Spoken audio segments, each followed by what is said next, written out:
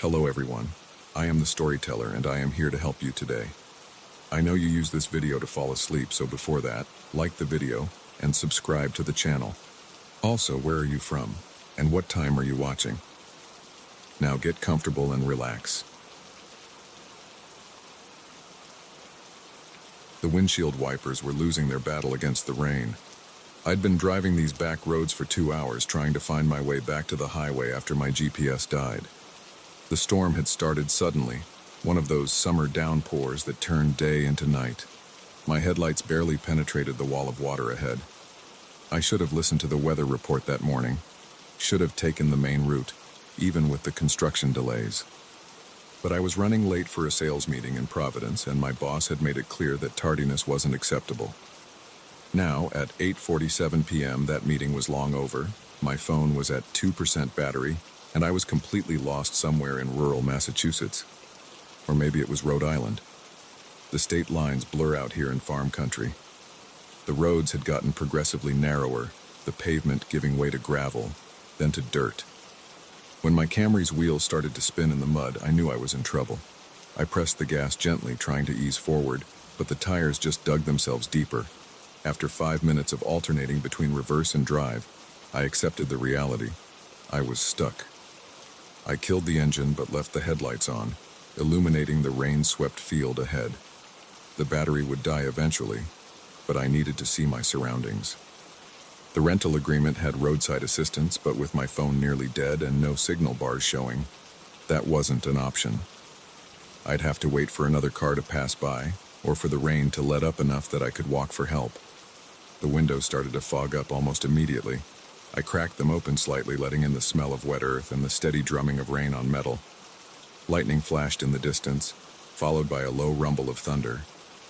In the brief illumination, I could make out the silhouettes of what looked like cattle in the field ahead, maybe 50 yards out. I reached into the back seat for my briefcase, fishing out a protein bar I'd forgotten about. As I unwrapped it, movement caught my eye. One of the dark shapes had shifted position. Nothing unusual about that. Cows move around, even in the rain. But something about the movement seemed wrong. Too smooth. Too purposeful. Another flash of lightning. This time I saw them more clearly. There were 5 or 6 shapes out there, and they weren't arranged randomly like grazing cattle. They were in a rough semicircle, all facing in my direction. "Hello?" I called out, feeling stupid even as I did it. The shapes didn't move. The rain continued its assault on the car. I fumbled for my phone, thinking maybe I could get enough charge to shine its flashlight out there. As I powered it on, the battery indicator flashed red and the screen went black. Perfect. Movement again. One of the shapes had definitely taken a step closer. I squinted through the rain-streaked windshield, trying to make out details. The proportions weren't right for cattle. They were too tall, too thin, and they were standing perfectly straight. My hands started to shake. I told myself I was being ridiculous. They were probably just farmers checking their livestock in the storm. But farmers would have flashlights. They'd be wearing rain gear. These shapes were dark and uniform, with no reflective surfaces or artificial lights. Another step closer. Now I could see that they moved with an unnatural rigidity, like mannequins being pushed across the field. They maintained their semicircle formation, advancing in perfect synchronization. I reached for the key, ready to try the engine again. Mud be damned. The starter clicked weakly but didn't catch. I tried again. Nothing. Lightning struck somewhere close by, the thunder immediate and deafening. In that bright moment, I saw them clearly for the first time. They had human proportions. Arms, legs, heads. But where their faces should have been, there was only smooth, featureless skin like a department store mannequin. Except mannequins don't move. Mannequins don't turn their blank heads to track your movements. I jerked back in my seat, banging my head against the headrest. This wasn't happening. This couldn't be happening. I jammed the key into the ignition again, turning it desperately. The engine coughed once, twice, then roared to life. The shapes stopped their advance. They stood completely still, their faceless heads oriented toward my car. I could feel their attention even though they had no eyes to see with. I slammed the car into reverse, then drive, alternating between the two as I had before. The wheels spun uselessly in the mud. I could hear the wet sucking sound as they dug themselves deeper. The beings, I couldn't think of them as anything else now, resumed their approach. Their movements were mechanical but fluid, like well-oiled machines. They moved through the rain without seeming to notice it, their featureless heads never wavering from my direction. I reached for my phone again, forgetting for a moment that it was dead. When I looked back up, they had halved the distance between us. Now I could see more details I wished I hadn't. Their skin, if you could call it that, had a waxy sheen that reflected my headlights. Their clothes were wrong too. Not quite clothes at all, but textures that approximated clothing, like someone had described human clothing to an alien artist. "Stay back," I shouted, knowing it was useless. They showed no reaction. Why would they? They had no ears to hear with, no mouths to respond with. 30 feet away now. I could see their fingers, too long, too straight, moving in ways fingers shouldn't bend. Their arms swung with perfect regularity, like metronomes keeping time to some unheard rhythm. I threw myself into the back seat, scrambling for anything I could use as a weapon. My briefcase, a tire iron in the trunk if I could reach it, an umbrella. All useless. 20 feet. Their heads remained fixed on me, but their bodies moved sideways sometimes, sliding rather than stepping. The rain seemed to pass through them rather than falling on them. I pressed myself against the far door, heart pounding so hard I could barely breathe. The closest one was near enough now that I could see how its neck moved, rotating in complete circles like a security camera. 10 feet. The headlights illuminated them fully. Their bodies were proportioned wrong, limbs too long, joints too flexible. They wore approximations of business suits like mine, but the details were wrong. The textures shifted and flowed like oil on water. 5 feet. The lead figure raised its arm, reaching toward my car. Its fingers elongated impossibly, stretching like taffy. I watched, paralyzed, as those fingers touched the driver's side window. The glass frosted over instantly, patterns of ice spreading from the point of contact. I fumbled with the door handle behind me, threw my weight against it. It opened, and I fell backward into the mud. Rain soaked me instantly, but I didn't care. I scrambled to my feet and ran. The mud sucked at my shoes. I lost one, then the other. The rain stung my face as I ran blindly through the field. Lightning flashed again, and I saw my own shadow stretching out before me. But there were other shadows too. Long, distorted shadows that shouldn't have been there based on the angle of the light. I ran until my lungs burned. When I couldn't run anymore, I risked a look back. They were following, maintaining the same perfect semicircle formation. They didn't run. They didn't need to.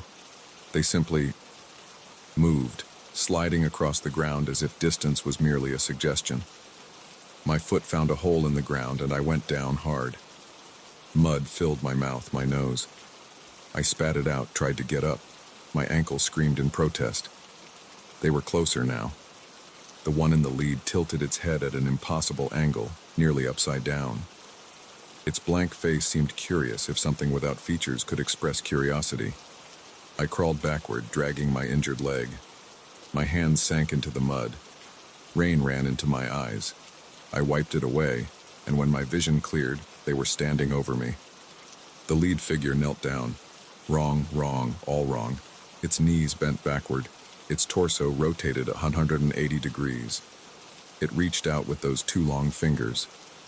I tried to scream, but no sound came out. Its fingertips brushed my forehead. They were cold, colder than ice, colder than death. Images flashed through my mind. Empty streets in empty cities, buildings that defied geometry, skies filled with shapes that hurt to look at. The last thing I remember was their blank faces leaning over me, and a voice in my head that wasn't a voice at all, explaining that they had been waiting for someone to notice them. They had been practicing, they said, learning to move like us, to dress like us. But faces were hard. Faces were complicated. Would I help them learn? I woke up 3 days later in my car, parked in a rest stop off I-95. My clothes were clean and dry. My shoes were back on my feet. My phone was fully charged. But my reflection doesn't look quite right anymore. Sometimes, when I'm not paying attention, I catch glimpses of my face in mirrors or windows. It looks unfinished. And sometimes, just sometimes, I find myself practicing expressions in the mirror, trying to get them exactly right. They're still out there, in that field, waiting for more people to notice them. Learning, practicing, getting better at pretending. And sometimes, when it rains, I feel an urge to stand very still and turn my face, what's left of it, toward passing cars.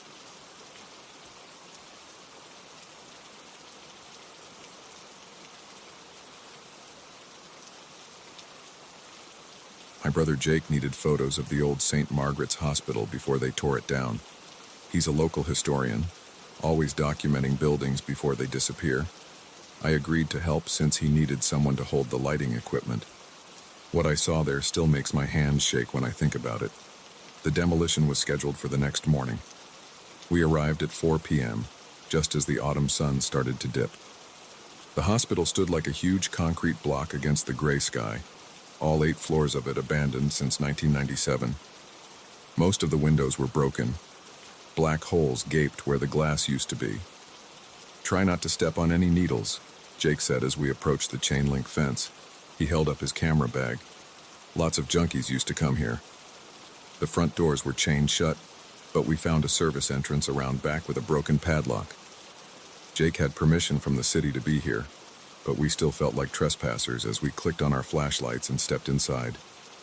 The smell hit me first, mold and rot, and something else I couldn't identify. My shoes crunched on broken ceiling tiles. Water dripped somewhere in the darkness. The beam of my flashlight caught graffiti on the walls, empty beer cans, and piles of debris. "Let's start from the top and work our way down," Jake said. His voice echoed off the bare walls. "The upper floors have the best natural light." We found the stairwell and started climbing. By the 4th floor, my legs burned. Sweat ran down my back, despite the autumn chill. The stairs were solid concrete, but some of the metal railings had been torn away. Jake wanted photos of every floor's main corridors, nurses' stations, and a few representative rooms. He also needed shots of architectural details. The Art Deco flourishes around the elevator doors, the terrazzo floors under the grime, the brass fixtures that somehow hadn't been stolen.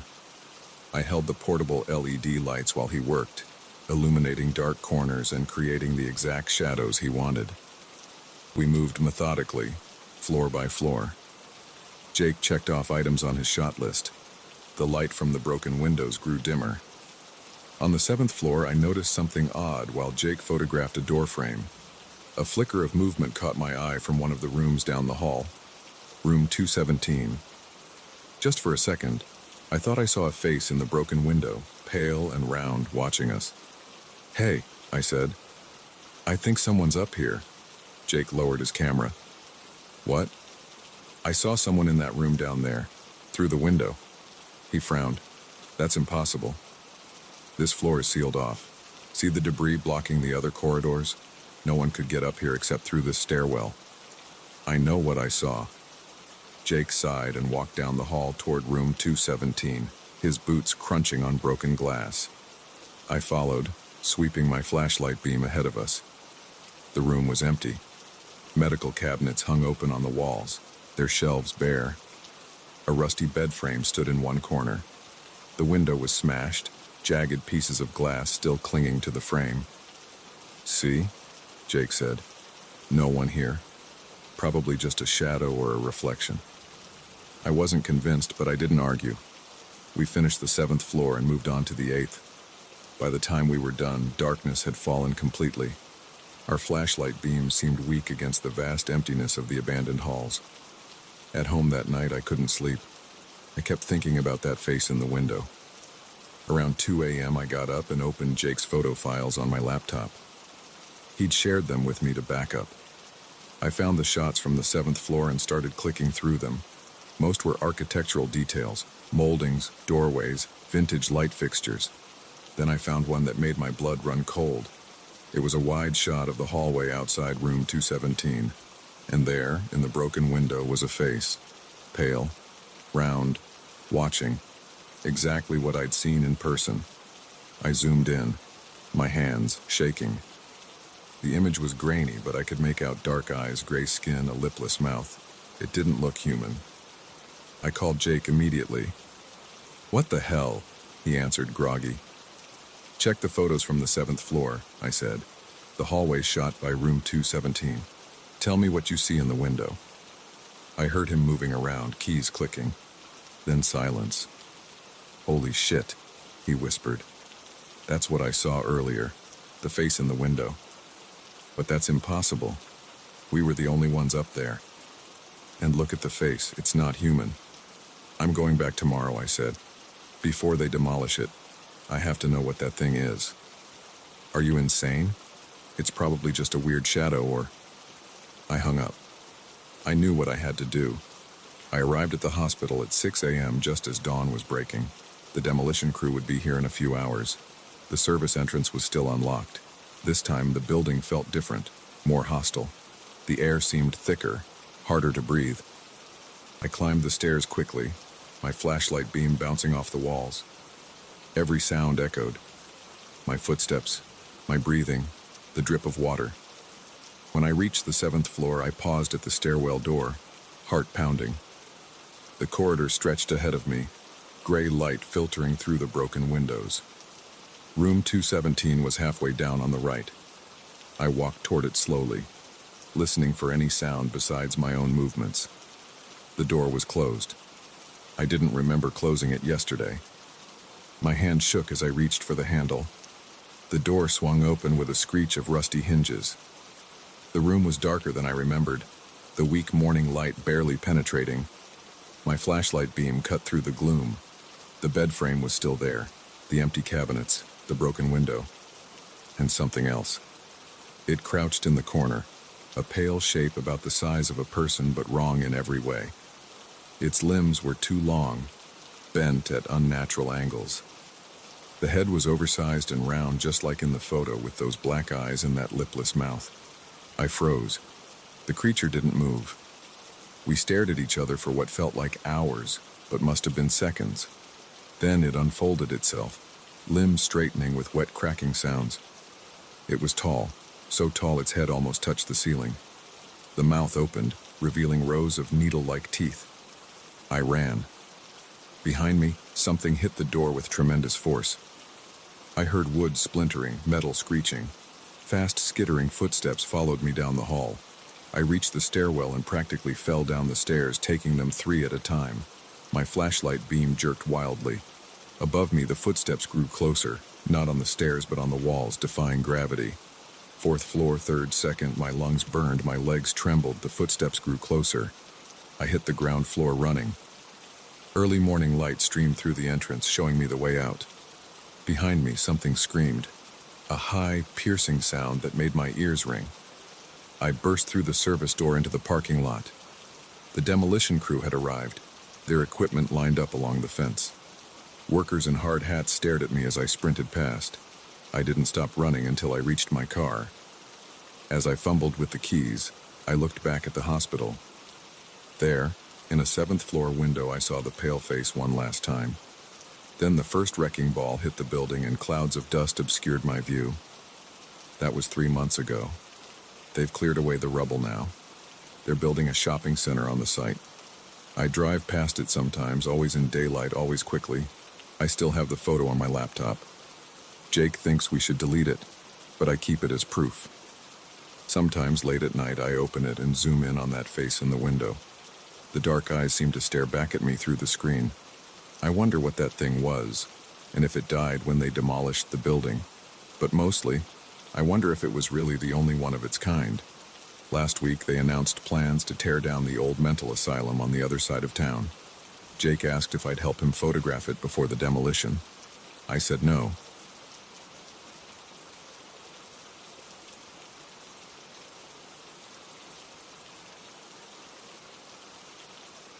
My fingers tapped against the steering wheel as I checked the time again, 11:47 p.m. The wedding started at 10 a.m. tomorrow, and I still had 3 hours of driving ahead. Mike was going to kill me for cutting it this close.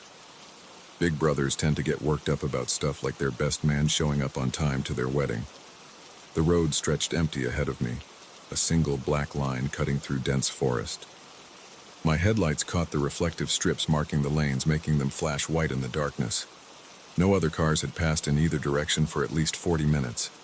The radio kept cutting in and out between stations, mostly static with occasional bursts of country music or late-night talk shows.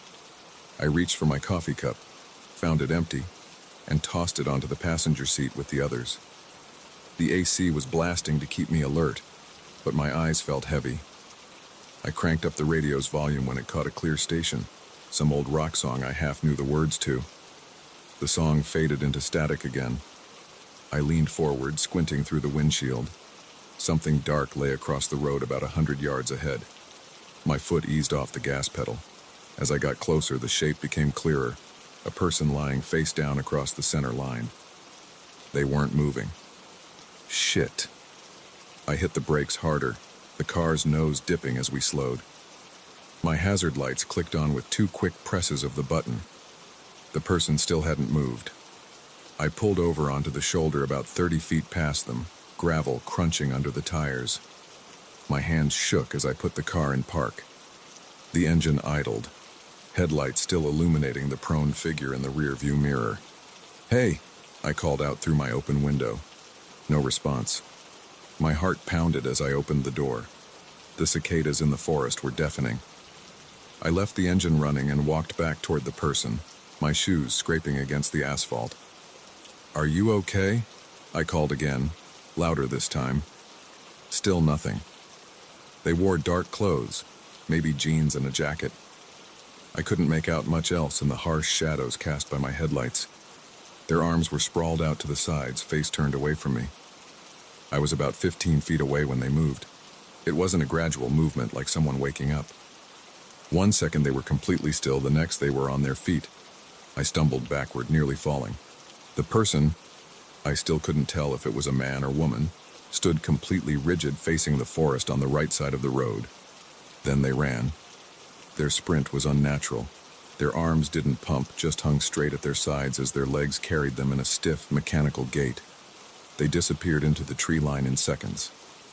I stood frozen, staring at the spot where they'd vanished. My breath came in short gasps.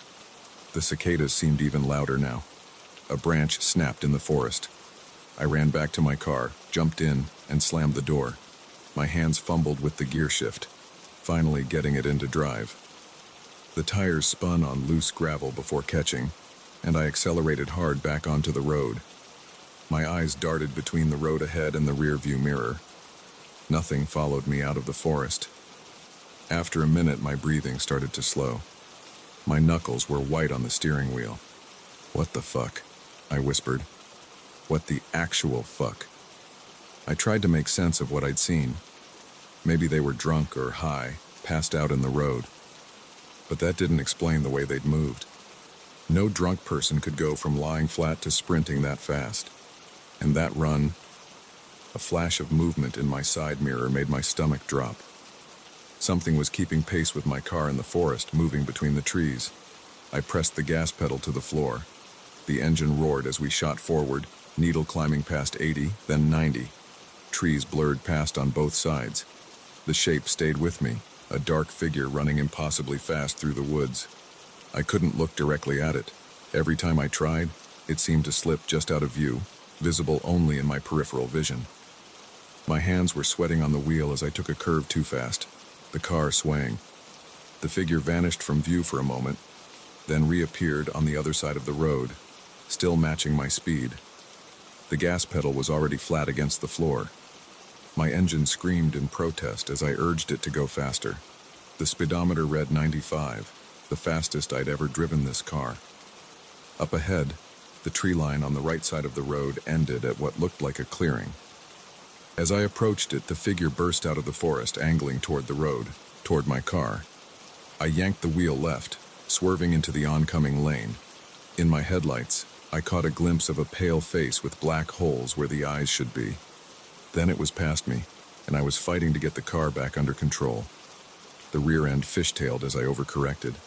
I felt the car start to slide sideways and let off the gas, turning into the skid like my father had taught me. For a horrible moment, I thought I was going to flip.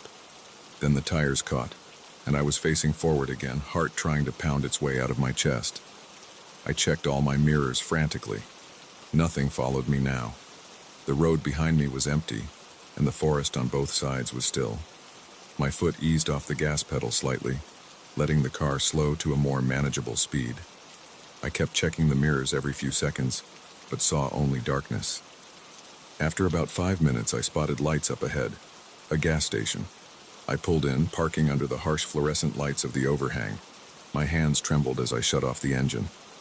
The station appeared to be open, a bored-looking teenager visible through the window behind the counter. I watched him scroll on his phone for a minute, trying to decide what to do. I should go inside, I thought. Tell someone what happened. Maybe call the police. But what would I say? That I saw someone lying in the road who then ran into the forest at inhuman speed? That something chased my car while running faster than 90 miles per hour? I grabbed my phone from the cup holder. No signal. Of course. Movement caught my eye. The teenager inside had looked up from his phone and was staring at something behind my car, his eyes wide. I didn't want to look. Every instinct screamed at me not to turn around. But I did. Stood at the edge of the light cast by the gas station, half hidden in shadow. The body was wrong. Too tall, too thin, joints bent at impossible angles. But it was the face that made me cry out. Where I'd seen only black holes before, now I could make out eyes, dozens of them, covering the entire face like a spider's, all fixed on me. My trembling hand found the key in the ignition. The engine roared to life, and I slammed the car into drive. As I accelerated out of the gas station, I glimpsed the teenager diving behind his counter. I drove the rest of the night without stopping. When the sun finally rose, I was still an hour from Mike's place. My nerves shot from checking the mirrors all night. I'd seen no further sign of the thing, but I couldn't shake the feeling of being watched. I made it to the wedding, gave my speech, smiled in photos, drank maybe more than I should have. But I couldn't stop thinking about what I'd seen on that road. That was 3 years ago. I haven't driven at night since then. I tell people it's because I'm getting older, need my sleep, better for my health. But sometimes, when I'm lying in bed at night, I hear something moving outside my window, something with an unnatural gait and too many eyes. I keep my curtains closed now. I don't want to know if it's still following me.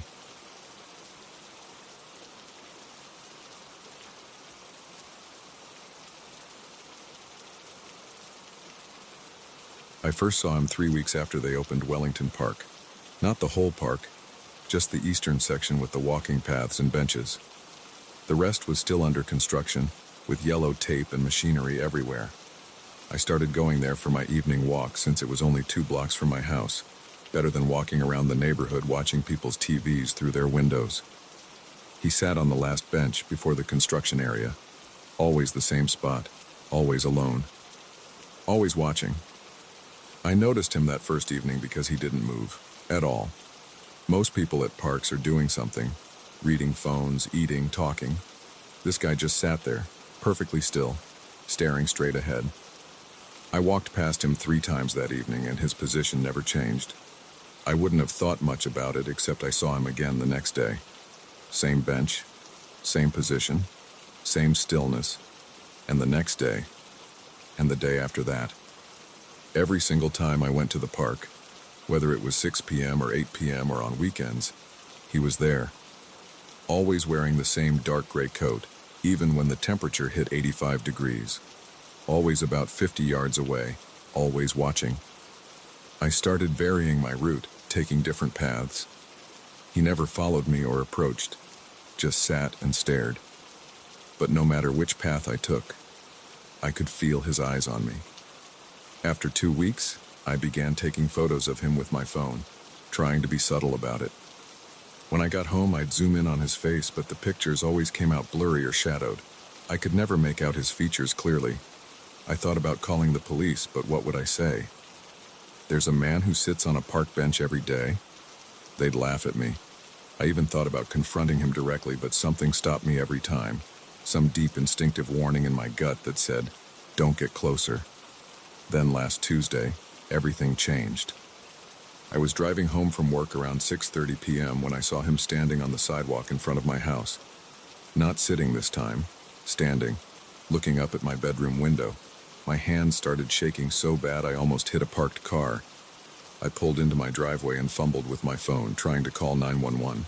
But by the time I looked up again, he was gone. I spent an hour checking all my doors and windows, making sure everything was locked. I even dragged a chair in front of my bedroom door, feeling like a scared kid. But I couldn't shake the feeling that something was very, very wrong. I barely slept that night. Every car passing by, every creak of the house settling made me jump. Around 3 a.m. I heard something that sounded like footsteps on my front porch. My bedroom is on the second floor, facing the street. I lay there frozen, listening to the wooden boards creak under slow, deliberate steps. The sound stopped directly below my window. "Don't look," I told myself. "Don't look, don't look, don't look," but I had to look.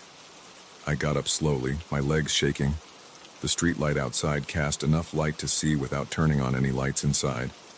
I moved to the window, staying close to the wall. He was there, standing on my front lawn, looking up at my window, wearing that same gray coat. My heart was pounding so hard I could barely breathe.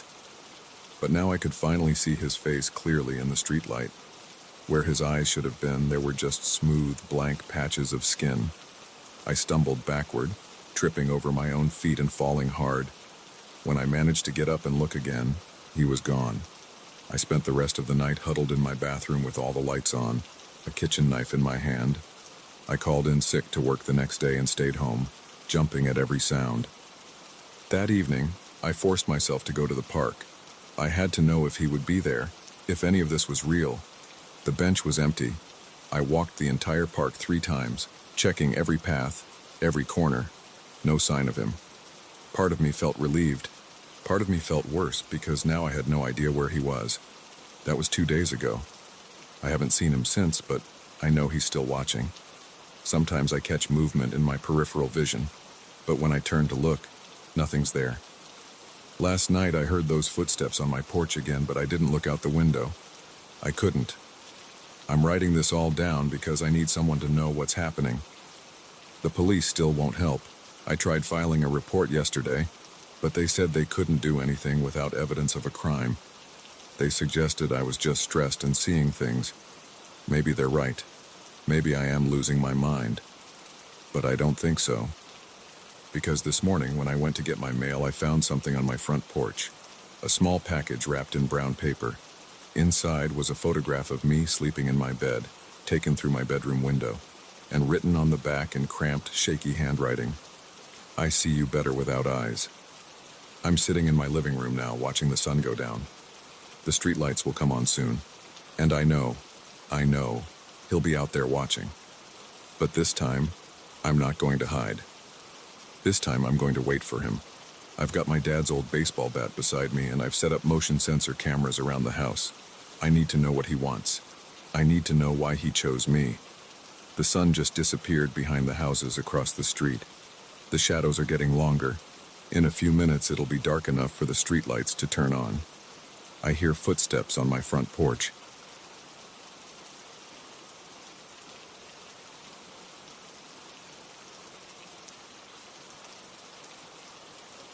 I don't sleep anymore.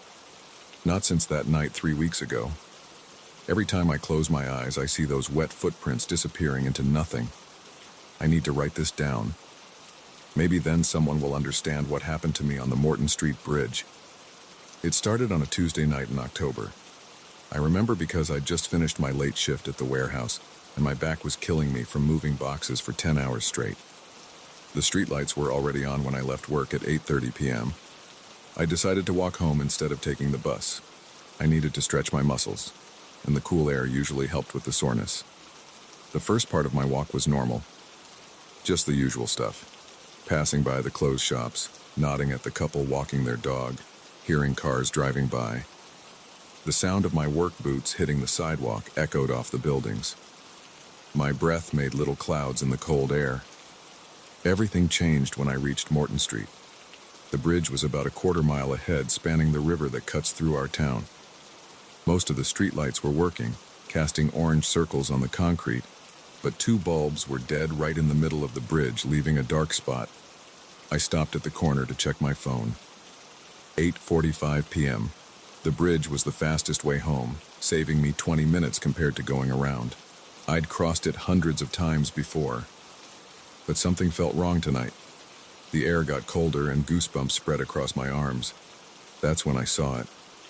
A figure in a black hood, walking slowly across the bridge. The streetlights made it look like a shadow moving between the orange pools of light. It walked with a weird rhythm. Step, drag, like it was limping or pulling something. My throat went dry. The figure reached the dark section in the middle of the bridge and disappeared into the blackness. I waited, expecting to see it emerge on the other side under the working streetlights. It didn't. I stood there for maybe 2 minutes, just staring. No one came out of the dark spot. My hands were sweating despite the cold. I could turn around, take the long way home. But that would mean another mile of walking, and my back was already screaming at me. "Don't be stupid," I said out loud. My voice sounded too loud in the quiet street. "It probably just crossed already and you missed it." I started walking toward the bridge. Each step felt heavier than the last. The only sounds were my footsteps and the river flowing underneath. No cars passed by, no other pedestrians, just me and the empty bridge ahead. The first part was normal. Concrete, metal railings, streetlights casting my shadow in front of me. Then I saw them, wet footprints on the ground. They were dark against the concrete, like someone had just walked through water. But they weren't normal footprints. They were too big and the shape was wrong, longer in the front with what looked like claw marks at the tips.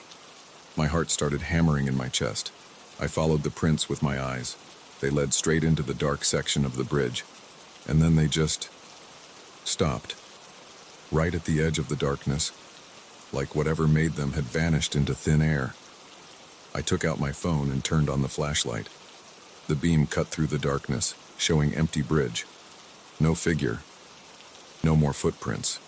Nothing but wet concrete that shouldn't have been wet. It hadn't rained in days.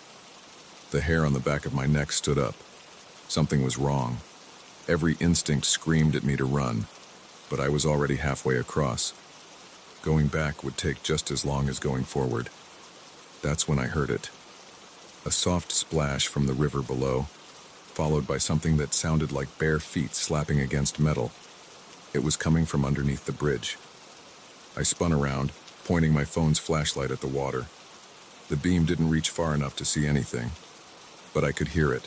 Slap, slap, slap, getting closer, like something climbing up the bridge supports. My legs started shaking. I turned to run and froze. There, at the end of the bridge where I'd come from, stood another figure. This one was darker, taller. It didn't move.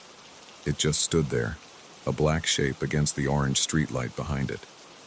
The slapping sounds got louder. Whatever was climbing the bridge was almost at road level. I could hear wet, heavy breathing. I ran. I sprinted toward the far end of the bridge, away from both figures. My work boots pounded against the concrete. The flashlight beam bounced wildly as I ran. I didn't look back. I couldn't look back. Something scraped against metal behind me, the sound of claws on the bridge railing. A low growl echoed off the water. The slapping footsteps started again, faster now, chasing. I ran harder than I've ever run in my life. Past the dark section, past the working streetlights, off the bridge and onto Morton Street. Still running. My lungs burned. Sweat soaked my shirt despite the cold. But I didn't stop. 4 blocks to my apartment. 3. 2. I fumbled with my keys at the front door, dropped them, picked them up with shaking hands. The street behind me was empty, but I could feel something watching. Finally got the door open, slammed it shut, locked it, ran up 3 flights of stairs to my unit, locked that door too, all the windows, pulled the blinds down. I stood in my dark apartment, gasping for air. My heart felt like it would explode. For a long time, I just stood there, listening. Nothing but the sound of my own breathing and the blood pounding in my ears. Finally, I turned on the lights, checked every room. Empty, normal, safe. I took a hot shower, trying to wash away the fear with scalding water, changed into dry clothes, sat on my couch and turned on the TV for noise. That's when I saw them. Wet footprints on my living room floor. The same long, clawed prints from the bridge. They led from my front door to the middle of the room, and stopped. I ran out of my apartment that night, stayed with my brother across town, called in sick to work the next day. When I finally went back 48 hours later, the footprints were gone. No trace they'd ever been there. But I know what I saw, what I heard. Every night since then, I lie awake listening for wet footsteps in my hallway. Sometimes, when it's very quiet, I hear something breathing outside my bedroom window. 3 stories up. I tried telling the police. They took a report, probably filed it under drunk guy sees things. I tried telling my friends. They suggested therapy, stress, overwork. Nobody believes me, but I know they're real. Those things on the bridge. Sometimes I see dark figures standing across the street, watching my building. They never move, just watch, waiting. I put in my 2 weeks' notice at work yesterday, found a job in another city. I'm moving at the end of the month, far away from Morton Street Bridge, far away from those footprints. But every night I wonder, will it matter? How far do I have to go to escape something that can vanish into thin air? How do you hide from creatures that can climb up walls and disappear without a trace? And sometimes, in the darkest hours of the night, I think about those first wet footprints on the bridge, how they stopped so suddenly in the darkness. And I wonder, what if they didn't vanish at all? What if whatever made those prints didn't disappear? What if it jumped into me? Because lately I've been finding wet footprints in my apartment again, leading from my bedroom to the front door, long footprints, with claw marks at the tips, and I don't remember making them.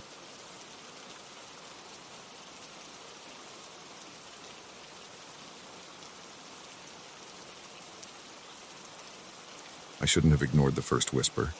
That was my mistake. When you hear your name called in the darkness, every instinct tells you to answer. But sometimes, staying silent is what keeps you alive. It started as a simple camping trip. My buddies Mike and Dave had been pushing me to get away from the city for months. I'd been working 60-hour weeks at the accounting firm, and they said I needed to decompress. Dave knew a guy who owned some property up in northern Michigan, 100 acres of dense forest with a creek running through it.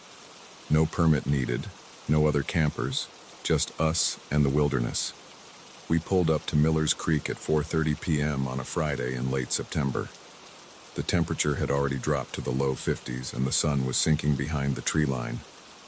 I parked my Subaru at the end of a dirt road where Tom Miller, the owner, had told us to leave it. "This is it?" Mike asked, stepping out and stretching his back. His breath came out in small clouds. According to the GPS. I grabbed my backpack from the trunk. The canvas straps felt cold against my hands. Dave was already shouldering his gear. Tom said there's a clearing about half a mile in next to the creek. Should be perfect for setting up camp. We followed a narrow trail through the woods. Dead leaves crunched under our boots. The trees pressed in close, mostly oak and maple, their branches nearly bare. Our backpacks caught on low-hanging limbs as we pushed through. The clearing appeared exactly where Tom said it would be, about 50 feet across, with the creek running along one edge. The water moved fast over smooth rocks, making that white noise that drowns out everything else. Perfect for camping, I thought at the time. We set up our tents in a triangle formation, leaving space in the middle for the fire pit. The sun was almost gone by the time we finished. The temperature had dropped another 5 degrees. "Better get that fire going," Mike said, pulling his jacket tighter. "I'm freezing my ass off." Dave and I gathered wood while Mike dug out the pit. The forest floor was covered in dead branches, so we had plenty to work with. Within 20 minutes, we had a decent fire going. The flames pushed back the darkness that had settled around us. We sat in our camp chairs, passing around a bottle of whiskey and talking about nothing important. That's when I heard it. A whisper, so quiet I almost missed it under the sound of the creek. "James." I turned to Mike. "What?" He lowered the whiskey bottle. "Didn't say anything, man." I shrugged it off. The wind, the creek, the crackling fire, plenty of things could play tricks on your ears out here. 10 minutes later it came again. "James." Closer this time, right behind my left shoulder. I spun around so fast my chair almost tipped. Nothing there except darkness and trees. "You okay?" Dave asked. "Yeah, just thought I heard something." Dave grinned. "Getting spooked already? We haven't even broken out the ghost stories." I forced a laugh and took another pull from the whiskey bottle. The liquid burned going down, but it didn't help shake the feeling that something was wrong. The whispers came more frequently after that. Sometimes my name, sometimes Mike's or Dave's. Always from just behind us, always too quiet to be sure it was real. I noticed Mike and Dave getting tenser, their eyes darting to the shadows beyond the firelight. None of us wanted to be the first to admit we were hearing things. "Michael." This whisper was clear enough that we all heard it. Mike jumped up, knocking over his chair. "Okay, what the fuck was that?" Dave stood up too, scanning the darkness. "Probably just the wind." "The wind doesn't say my goddamn name, Dave." I stayed in my chair, gripping the armrests so tight my knuckles turned white. The fire popped and sparked, sending embers floating up into the black sky. "David." The voice came from directly behind Dave. He spun around, stumbling backward toward the fire. "Someone's out there," he said. "Has to be." Mike pulled out his phone. "No signal. Of course there's no signal." I grabbed my flashlight and stood up. "We should check the perimeter." "Are you crazy?" Mike asked. "That's exactly how people die in horror movies." "This isn't a movie," I said, but my voice shook. "If someone's messing with us, we need to know." Dave pulled out his flashlight too. "James is right. We can't just sit here." We moved in a tight group, sweeping our lights through the trees. The beams caught nothing but bark and branches. The underbrush was undisturbed, no signs of anyone moving through it. We made a complete circle around the clearing, never more than 10 feet from the firelight. "See?" I said, trying to sound confident. "Nothing out there." We returned to our chairs, but no one relaxed. The whispers had stopped, but the silence felt worse somehow. Even the creek seemed quieter. "Maybe we should pack up," Mike suggested. "Drive back to town, find a motel." I checked my watch, 11:45 p.m. In the dark, we'd never find the trail. "Better than..." Mike stopped mid-sentence, his eyes going wide. The whispers returned, but different now. Multiple voices overlapping, coming from all around us. Our names repeated in a growing chorus, some high-pitched, some deep, some barely audible, and others crystal clear. "James," "Michael," "David." We jumped up, forming a tight circle with our backs together. My flashlight beam jerked wildly across the trees. The voices grew louder, closer until they seemed to be right next to our ears. "Get your stuff," I said through clenched teeth. "We're getting out of here."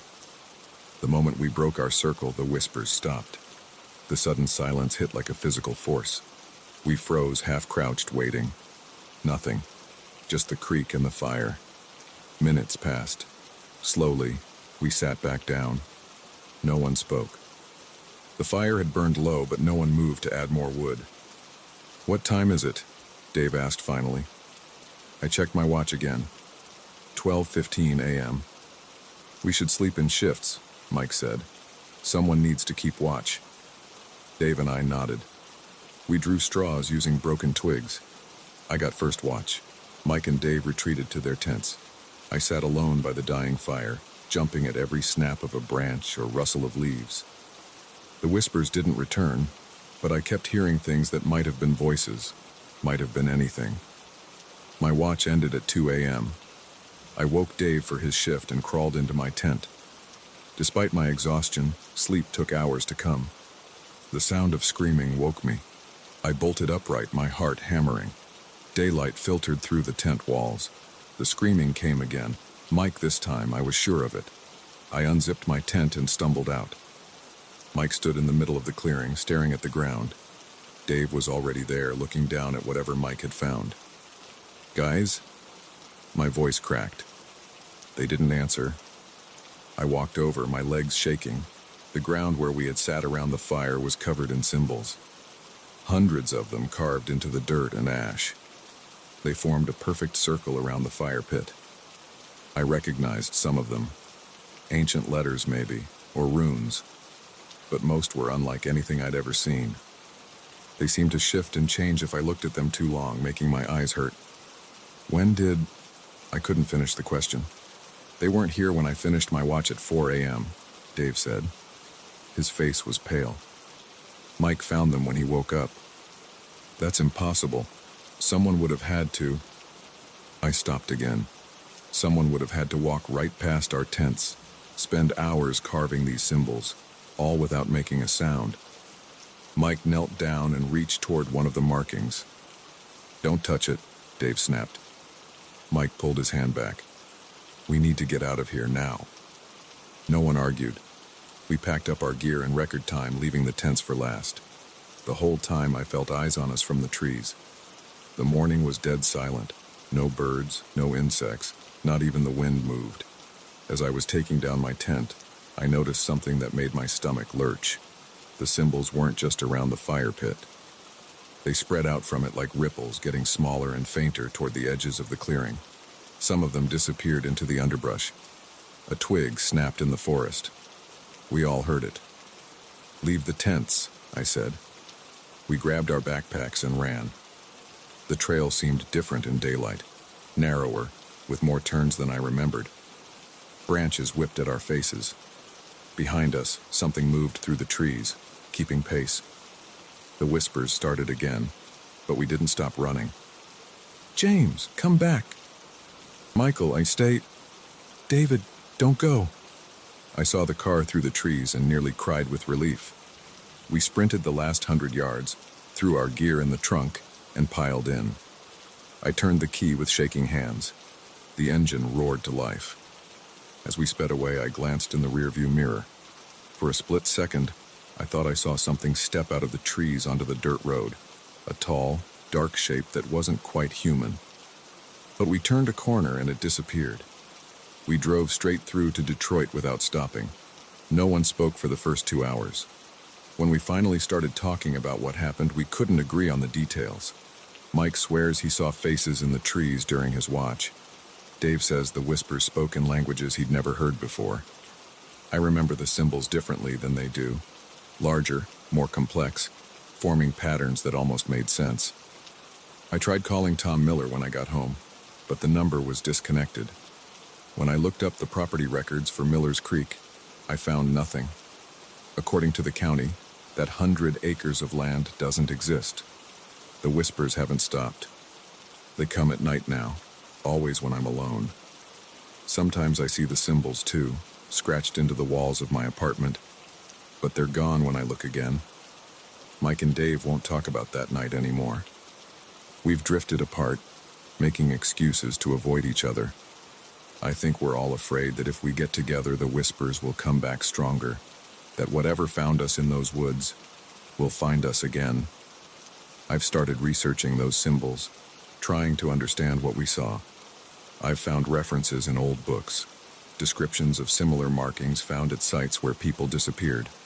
The more I learn, the more I wish I could forget that night entirely. But the whispers won't let me forget. They're getting louder, closer. Sometimes, late at night, I hear footsteps outside my door, heavy steps that make the floor creak, and under them, that familiar sound. "James, come back to us. James." I've started sleeping with the lights on, but it doesn't help.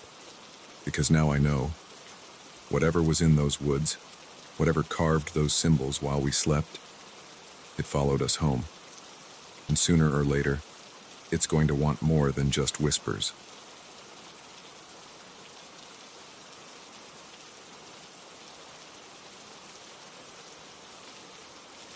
I didn't want to look through the trail camera footage that night.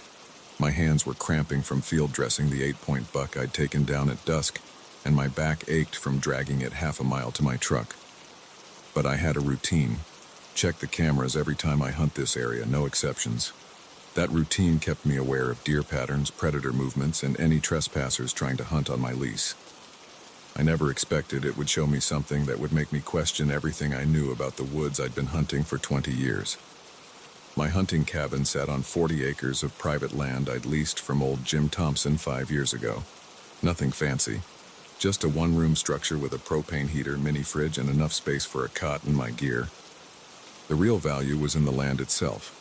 Dense hardwood forests surrounding a natural clearing where deer loved to graze in the early morning and late evening hours. I pulled the SD card from my main trail camera, the one overlooking that clearing, and plugged it into my laptop. The familiar blue glow lit up my face as I clicked through the folders. My fingers left smears of blood on the trackpad. I still needed to properly clean up from the field dressing. The first few days of footage showed the usual. Deer moving through at dawn and dusk, a couple of raccoons, one coyote that I'd need to keep an eye on. Standard stuff. Then I got to the footage from 3 nights ago. 2:14 a.m.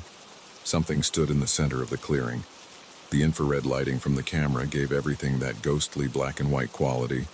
But this was different. Where animals and humans show up as solid white shapes in infrared, this figure was barely visible. I could see straight through it to the trees behind.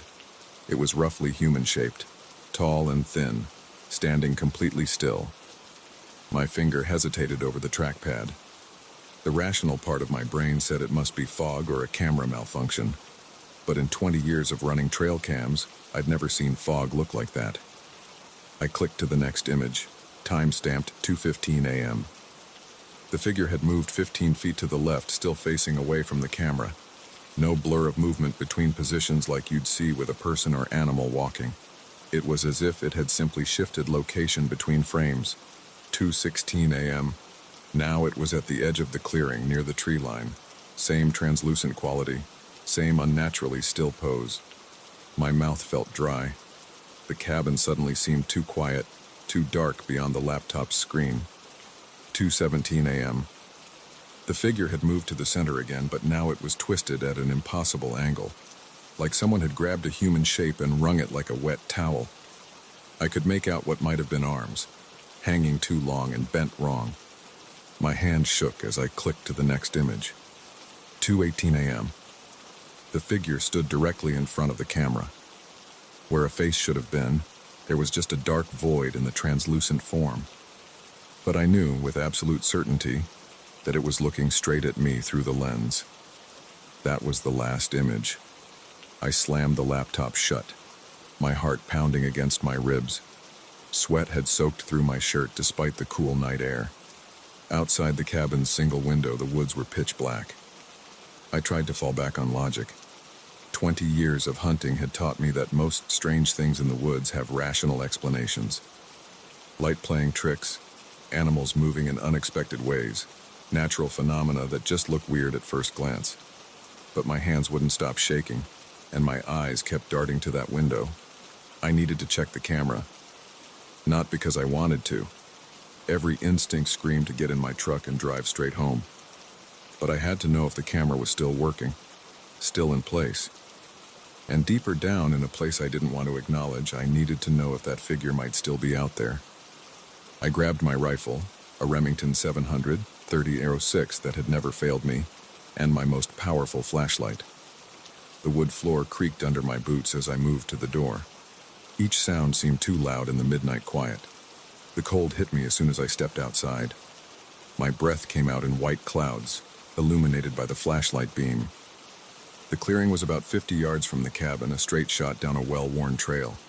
I'd walked it hundreds of times. Tonight it felt like miles. My flashlight swept the trees as I walked. The bare branches cast skeletal shadows that shifted and danced with each movement. I kept my rifle ready, though I had no idea if it would do any good against whatever I'd seen in those images. The trail camera was right where I'd left it, strapped securely to an old oak tree at the edge of the clearing. No sign of tampering, No strange marks or damage. Just a normal trail camera on a normal tree. I played my light across the clearing. Nothing moved except shadows and dead leaves in the light breeze. The air felt thick, like the moments before a summer storm, but the sky above the clearing was clear and star-filled. The camera's display showed it was still running, battery at 90%. I could check the new footage right there on the small screen, but my fingers refused to press the playback button. Some things are better left for daylight. I turned to head back to the cabin. The light caught something that made me freeze mid-step. Tracks in the frost-covered grass. They formed a pattern I'd never seen in all my years of tracking game. Perfect circles starting from the center of the clearing, spanning out like ripples in a pond. But they weren't continuous tracks.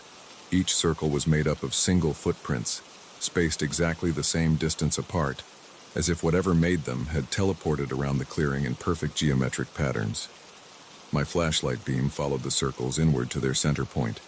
There, the grass was completely dead in a perfect circle about 3 feet across.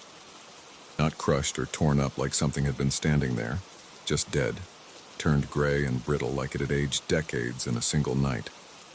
The wind picked up, sending a shower of dead leaves across the clearing. One leaf skittered across my boot, and I nearly jumped out of my skin. This wasn't right. None of this was right. I'd been hunting these woods since I was a teenager. I knew every tree, every trail, every sound they made. This was something else. Something wrong. I backed away from the clearing, keeping my light trained on those impossible tracks. My heel caught a root and I stumbled, nearly dropping the flashlight.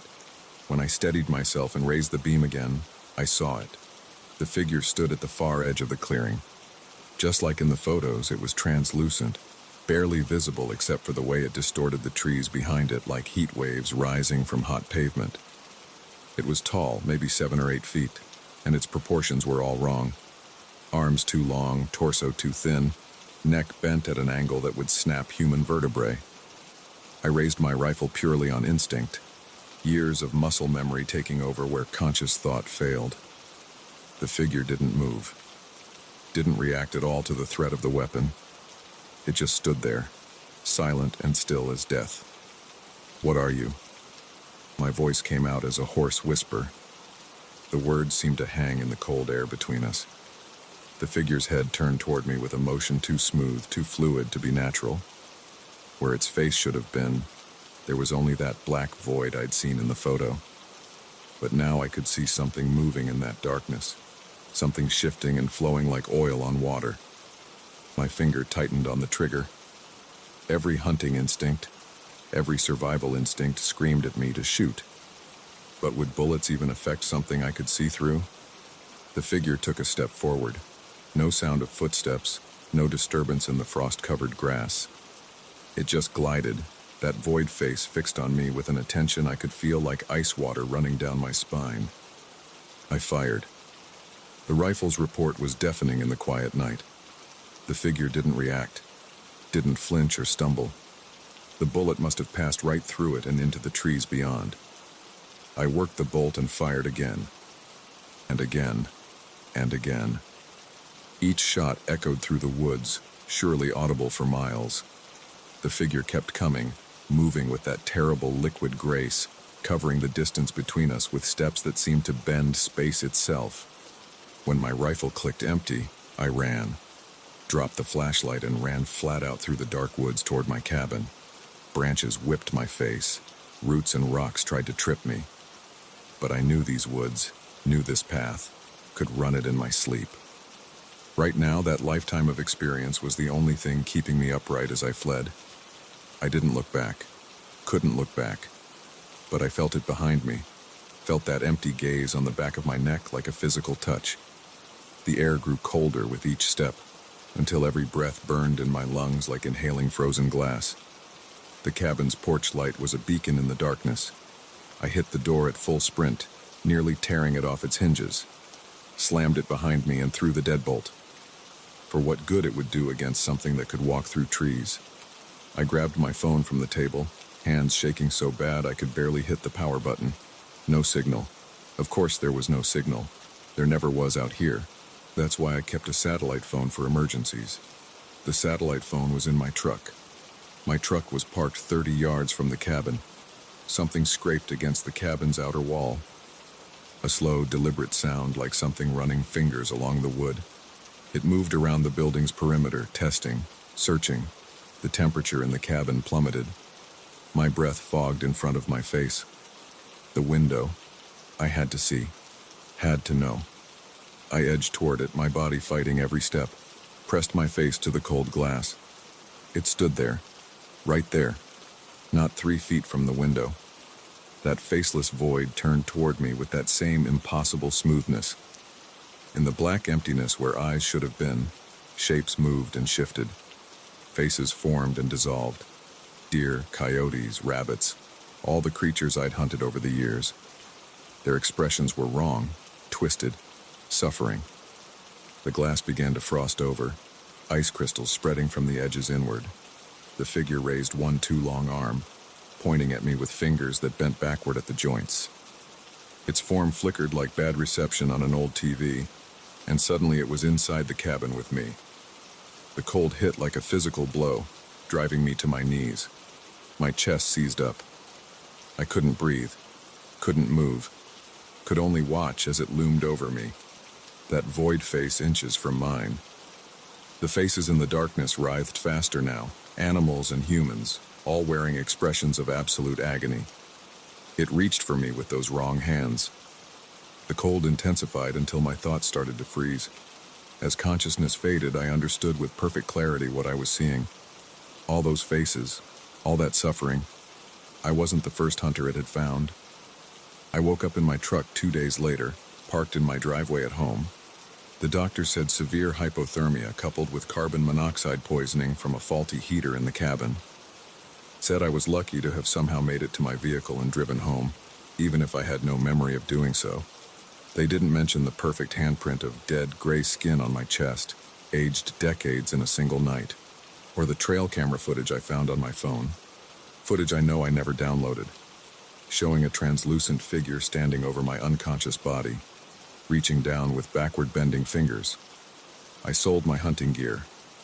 Let the lease expire. Haven't set foot in those woods since that night. But sometimes, on cold nights when I'm alone, I feel that void face watching me through my windows. Feel that ancient, patient cold seeping into my bones. And I know it's still out there, waiting in that clearing, collecting new faces for its gallery of the damned. Just last week, I got a text from Jim Thompson. Someone else has leased the land.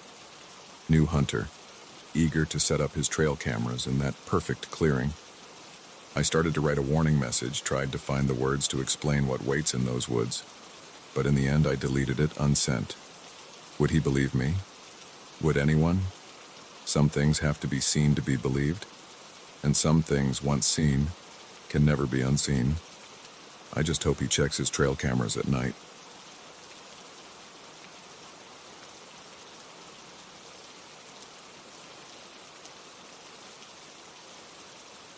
The brakes squealed when I slammed them.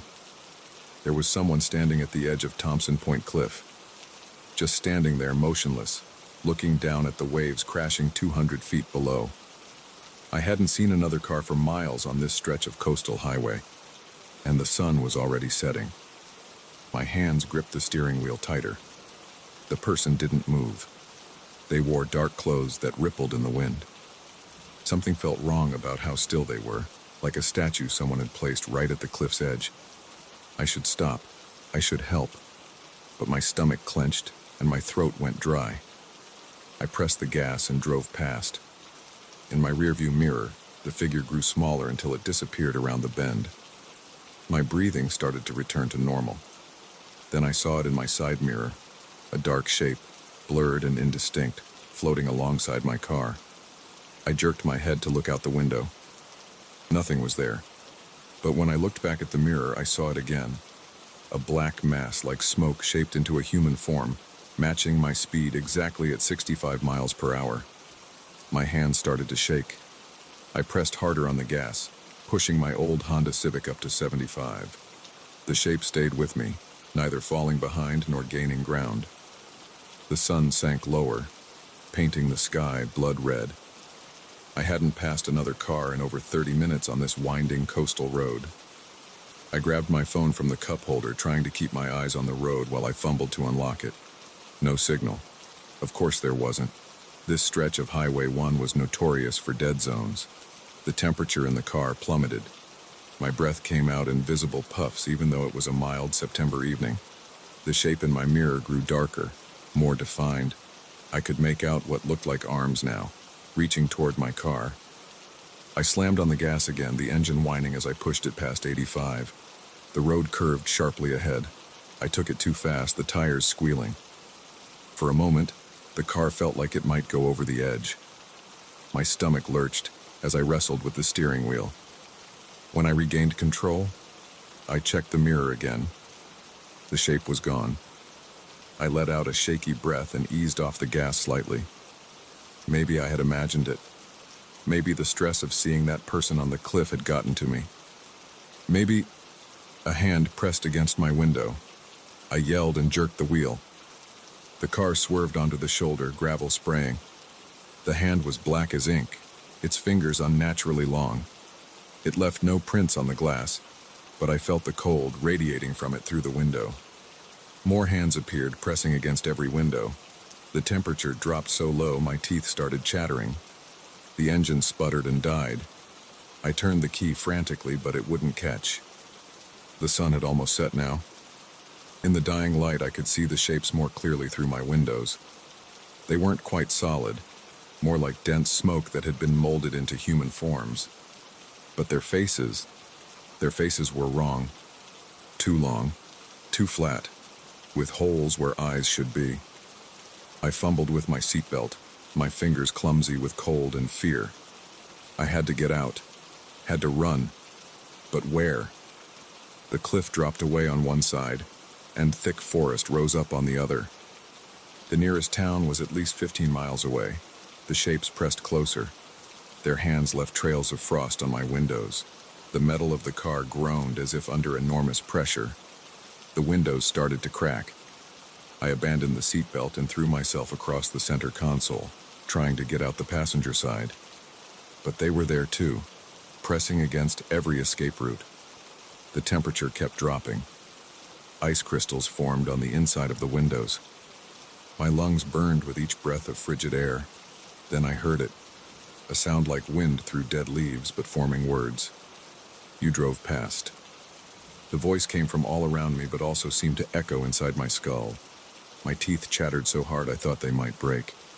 You saw me there, at the edge. You knew what was about to happen, but you drove past. The shapes pressed harder. The windows creaked. Tiny splinters appeared in the glass. I waited there for hours, hoping someone would stop, would care enough to ask if I was okay, to talk to me, to give me a reason. I tried to speak, but my throat was frozen. My fingers had turned blue.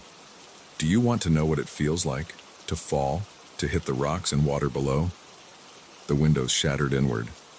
I screamed as glass rained down on me.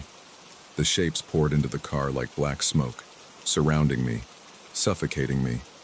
Their touch burned with cold. They pulled me out through the broken window. My clothes tore on the glass, but I barely felt it. They lifted me into the air as easily as a child's toy. I thrashed and kicked, but my limbs passed right through them. They carried me toward the cliff edge. I could hear the waves crashing far below. The last light of sunset made the ocean look like fire. Please, I managed to gasp through frozen lips. I'm sorry. I should have stopped. I should have helped. The shapes paused at the edge of the cliff. The one holding me turned its face toward mine. This close, I could see that the holes where its eyes should be went all the way through its head. Beyond them was only darkness. Yes, it whispered. You should have. They let go. I fell. The wind rushed past me. The waves and rocks rushed up to meet me. I screamed until my lungs emptied. Then everything stopped. I was back in my car. The engine was running. The windows were intact. The temperature was normal. My phone showed 1 bar of signal. According to the clock, only 2 minutes had passed since I first saw the figure on the cliff. Up ahead, I saw someone standing at the edge of Thompson Point Cliff, just standing there, motionless, looking down at the waves crashing 200 feet below. I hit the brakes and pulled over. This time, I got out of my car. This time, I walked toward the figure, even though every step felt like moving through molasses. This time, I called out, "Hey, are you okay?" The person turned. It was a young woman, maybe in her early 20s. Her eyes were red from crying. She took a step back from the edge. I don't know," she said. I stayed where I was, not wanting to startle her. "Do you want to talk about it?" She looked back at the ocean, then at me. Tears ran down her face. Yeah, I think I do." We talked for 2 hours, sitting in my car with the heater running. Her name was Sarah. She'd lost her job, her apartment, and her girlfriend all in the same week. She felt like she had nothing left. I told her about the mental health crisis hotline where I volunteered on weekends, about the support groups I knew of in the nearest town, about my own dark times years ago and how I'd made it through. When she was ready, I drove her to the hospital in Santa Cruz. She asked me to stay until her sister arrived. I did. As I drove home that night, I kept checking my mirrors. But I saw nothing unusual, just my own reflection and the normal play of shadows and light. The next day, I drove back to Thompson Point. I pulled over at the spot where I'd seen Sarah. Standing at the cliff's edge, at a safe distance, I looked down at the rocks and waves below. A cold wind blew in from the ocean. For a moment, I thought I saw something dark moving in my peripheral vision. But when I turned to look, there was nothing there. I drove home taking the inland route. I never took the coastal highway again, but every few months I get a text from Sarah. Updates on her life, pictures of her new apartment, her new job, her new friends. Each one reminds me of what almost didn't happen, of what could have been lost. And sometimes on cold nights when I can't sleep, I think about those shapes in my mirrors, about those long, dark fingers pressing against my windows, about that voice telling me what I already knew. We all have choices. We can drive past, or we can stop. We can look away, or we can help. Sometimes those choices have consequences we never see. And sometimes they have consequences that come looking for us. I made the wrong choice first, but I got a second chance. Not everyone does. So now, whenever I see someone who might need help, even if I'm running late, even if I'm tired, even if every instinct tells me to keep going, I stop. Because I never want to look in my mirror and see those shapes again. I never want to hear that voice asking me why I drove past. I never want to feel that cold.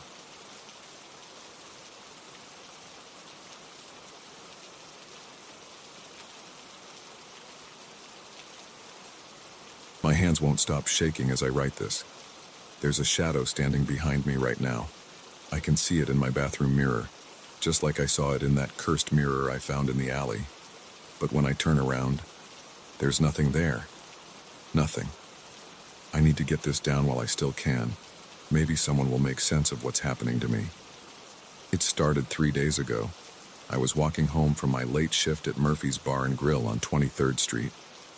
My feet hurt from 10 hours of running drinks, and I just wanted to get home fast.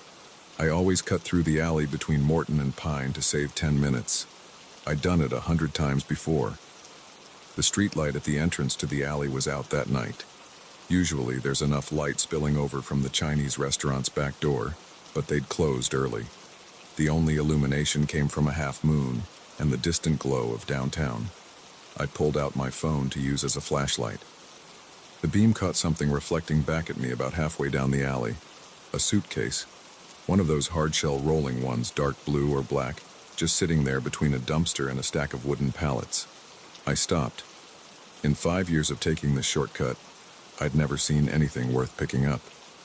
Sure, sometimes people dumped furniture or boxes of junk, but never anything that looked this new. The suitcase sat perfectly upright, like someone had carefully placed it there.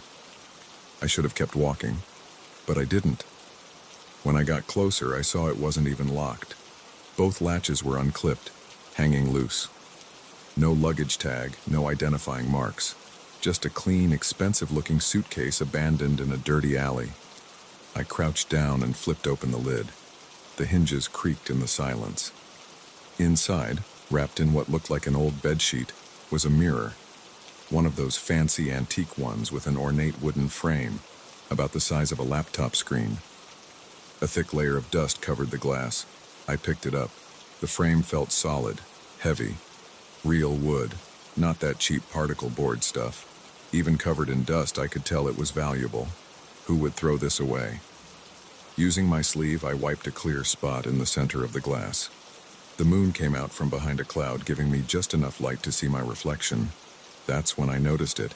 There was someone standing behind me. A dark figure taller than me, just over my right shoulder. I couldn't make out any features.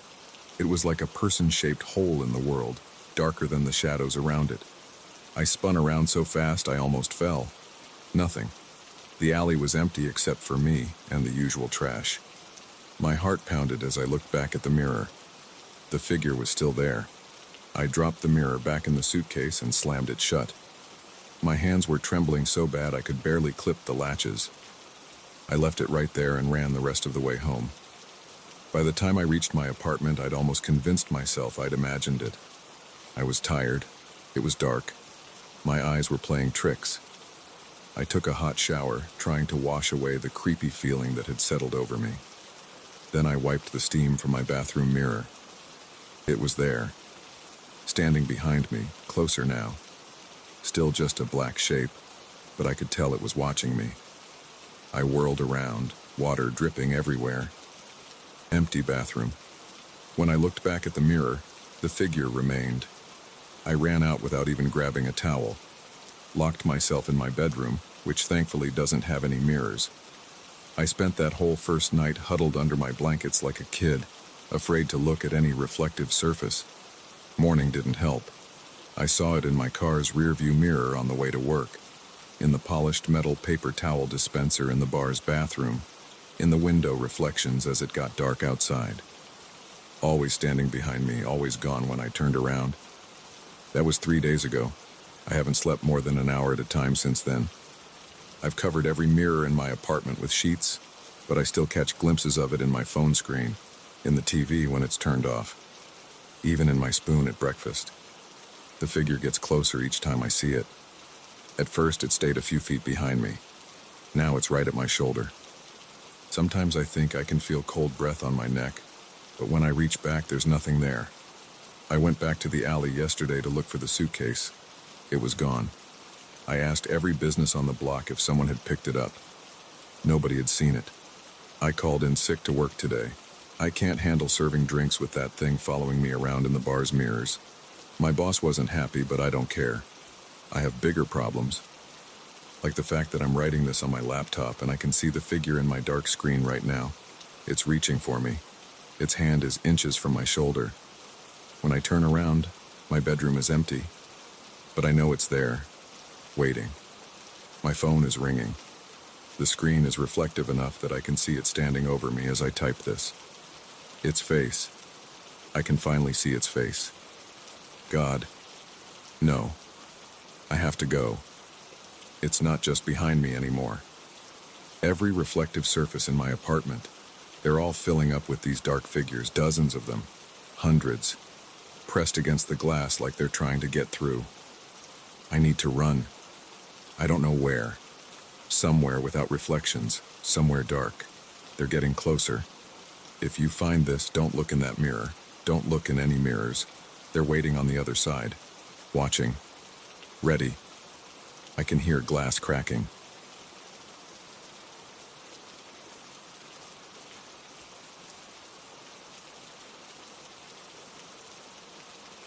The scream hit my ears at 2:17 a.m. I know the exact time because I just checked my watch, fighting to stay alert during another mind-numbing night shift at Cedar Lake Reservoir.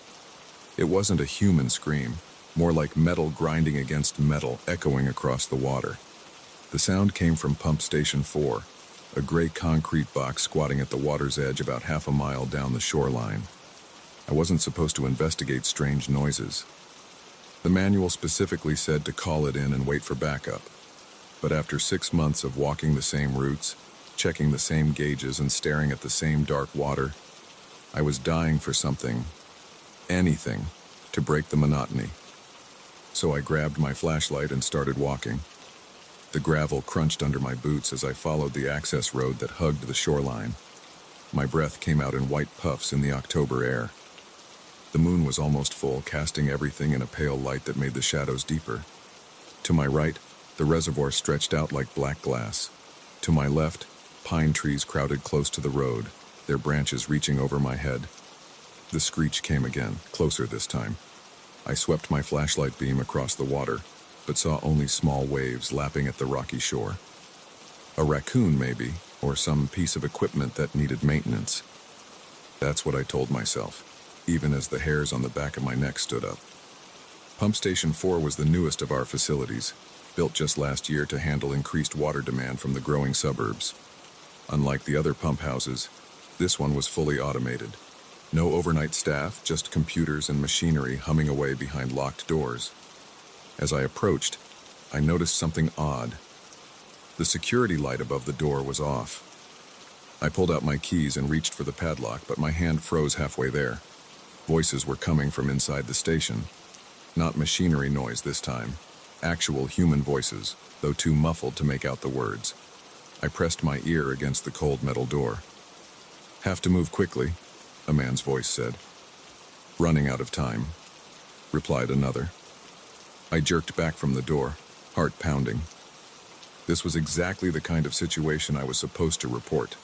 Unauthorized personnel in a secure facility. I reached for my radio, but only static came through when I tried to call dispatch. The voices inside had gone quiet. My flashlight beam caught movement in one of the high windows, just a fleeting shadow. Then another metallic shriek split the night, this time from behind me. I spun around, playing the light across the empty road and dark trees. Nothing moved except the branches swaying in the wind. That's when I heard the footsteps, wet, slapping sounds on concrete, like someone walking in soaked shoes. They seemed to circle the building, always just around the corner from where I was looking. The beam of my flashlight trembled as I tried to track the sound. "Hello?" I called out. "This is security. The facility is closed. If anyone's here, identify yourself now." The footsteps stopped. For several long seconds, the only sound was my own breathing and the gentle lap of waves. Then a voice called from the darkness beyond my flashlight beam. "Mike, that you?" I knew that voice. It belonged to Dave Roberts, one of the maintenance guys I often chatted with during shift changes. But what was he doing out here at this hour? "Dave?" I called back. "Everything okay?" "Over here," he replied from somewhere near the water's edge. "You need to see this." I hesitated. Something felt wrong. Dave's voice was slightly off, too flat, missing its usual good-natured tone. And why hadn't he radioed first to let me know he was coming out? "Dave, what's going on? Why are you out here?" "Just come look," the voice insisted. "It's important." The wet footsteps started again, moving away from me toward the reservoir. Against my better judgment, I followed the sound, sweeping my flashlight back and forth across the rocky shore. The beam caught something moving at the water's edge about 30 feet ahead, a dark figure standing unnaturally still. "Dave?" My voice cracked slightly. The figure didn't respond. As I drew closer, details began to emerge in the flashlight beam. The shape was roughly human-sized, but something was wrong with its proportions. The arms hung too low, nearly touching the ground. The head sat at an odd angle on shoulders that seemed too wide and angular. I stopped, every instinct screaming at me to run. The thing that wasn't Dave slowly turned to face me. In the harsh flashlight beam, I saw that its skin had a slick, rubbery texture, like a wet seal. Where a face should have been, there was only a smooth, featureless expanse of flesh with a single vertical slit running down its center. "Mike," it said in Dave's voice, the slit pulsing with each syllable. "Come closer." I backpedaled, nearly falling as my feet hit uneven ground. The creature took a step toward me, moving with a jerky, unnatural gait. Water streamed from its body, pattering on the rocks. "Stay back," I shouted, though I knew it was pointless. This thing, whatever it was, wasn't going to listen to commands. It lunged forward with shocking speed. I turned to run, but my foot slipped on the wet rocks. As I fell, I caught a glimpse of more dark shapes emerging from the water behind the first creature. 3, 4, maybe more, all with the same smooth, featureless faces and elongated limbs. I scrambled to my feet and ran. Behind me, I heard the wet slapping of multiple sets of feet pursuing me across the rocks. Dave's voice called out again, but this time it was joined by other familiar voices. My wife, my brother, my best friend from college. All slightly wrong. All calling me to come back, to look at something important they'd found. I sprinted for the access road, my lungs burning.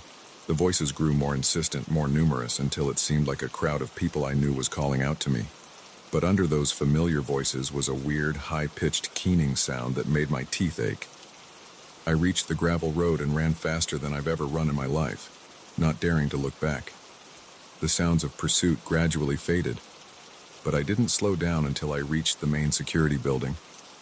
I slammed the door behind me and hit the emergency lockdown button, setting off the alarm system. When the police arrived 20 minutes later, they found Pump Station 4 empty and locked, exactly as it should have been. The security cameras showed nothing unusual. The maintenance logs confirmed that Dave Roberts hadn't been anywhere near the reservoir that night. He was homesick with the flu. I quit my job the next day. Some people thought I'd had some kind of breakdown from working too many night shifts alone. Maybe they're right. But I know what I saw, what I heard. Sometimes, late at night, I still hear those voices calling out to me, using the sounds of people I love to try to lure me into the darkness. The thing that bothers me most isn't the creatures themselves, though. God knows they haunt my nightmares. It's the question of how they knew those voices, knew exactly who to imitate to try to draw me in. How long had they been watching me during those lonely nights at the reservoir? What else do they know about me, about all of us? I avoid large bodies of water now. When I hear familiar voices calling out in the dark, I run the other way. And sometimes, when I'm lying awake at night, I wonder about the real Dave Roberts, about when exactly he caught that flu, and whether the thing that came back to work afterward was really him at all. The police investigation turned up nothing, of course. The official report blamed equipment malfunction for the screech I heard, and suggested that stress and isolation had caused me to imagine the rest. They've installed better lighting around Pump Station 4 and increased the frequency of patrols, but they haven't had any trouble finding new night shift security guards to replace me. I wonder how many of those guards are still human. I've tried to move on with my life, find a new job, pretend that night never happened. But sometimes I catch glimpses of oddly proportioned figures standing perfectly still in crowds, or hear familiar voices calling out to me when I know those people are nowhere nearby. And every time I pass a lake or river or even a large pond, I can't help but wonder what might be watching me from just beneath the surface, waiting for another chance to lure me close enough to grab. Last week, I ran into Dave Roberts at the grocery store. He smiled and waved, asked how I'd been. His voice sounded normal. His movements were natural. Everything about him seemed exactly right. But as I walked away, I heard the wet slap of footsteps following me down the aisle. When I turned around, Dave was gone, but there was a trail of water droplets leading toward the store's back exit. I don't sleep much these days. When I do, I dream of smooth, featureless faces and arms that hang too low, of voices that sound almost right, but not quite. Sometimes I wake up to find puddles of water on my bedroom floor, though all the windows are closed and the pipes are sound. And sometimes, in the darkest hours of the night, I hear something moving through my house with wet, slapping footsteps. They're patient, these things, they can wait. They know that eventually, curiosity or loneliness or simple exhaustion will make me let my guard down. And when that happens, they'll be ready. They still call out to me sometimes, using the voices of people I love. One of these days I might answer, but for now, I keep my doors locked and my windows sealed. I avoid dark places and large bodies of water. I don't answer unexpected phone calls, and I never ever investigate strange noises at night. Most importantly, I don't trust familiar voices calling out to me when I can't see who's doing the calling. Because the things I saw that night at the reservoir are still out there, wearing faces that aren't faces and speaking with stolen voices. They're watching, waiting, learning our ways and our relationships. And sooner or later, they're going to come for all of us. Just remember, if you hear a loved one calling out to you from somewhere you can't quite see, don't answer. Don't investigate. Run. Run as fast and as far as you can. Because by the time you realize it's not really your loved one calling, it will be too late. And if you happen to be driving past Cedar Lake Reservoir late at night and see the lights on at Pump Station 4, don't stop. Don't look too closely at the figures you might glimpse moving in the shadows. Above all, don't answer if someone calls your name. Just keep driving and pray that whatever's wearing your loved one's voices doesn't decide to follow you home.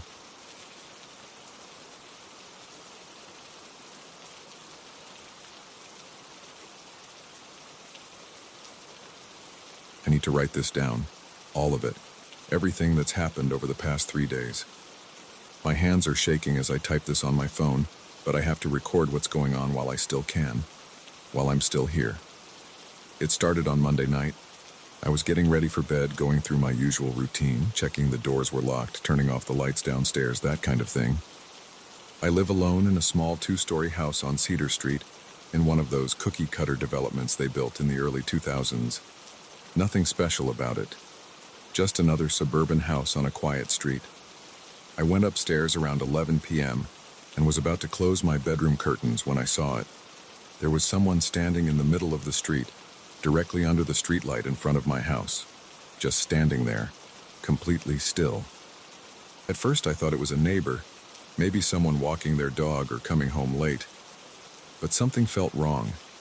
The figure wasn't moving at all, not swaying, not shifting weight from foot to foot like people normally do when standing. Just perfectly still, like a photograph. I couldn't make out many details from the second floor. The streetlight created a harsh circle of yellow light, and the figure was just a dark shape within it.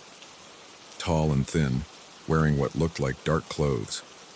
The proportions seemed slightly off somehow, but I couldn't put my finger on why. My digital alarm clock sits on the nightstand next to my window. I glanced at it to check the time, 11:17 p.m., and when I looked back at the street, the figure was gone. Just gone. I hadn't heard any footsteps or cars. There hadn't been time for someone to walk away. They had simply vanished. I stood at the window for almost an hour, scanning the street, but saw nothing unusual. Eventually, I convinced myself it must have been my imagination or a trick of the light. I took a sleeping pill and went to bed. Tuesday started normally enough. I went to work at the insurance office like usual, spent the day processing claims, and tried not to think about what I'd seen the night before.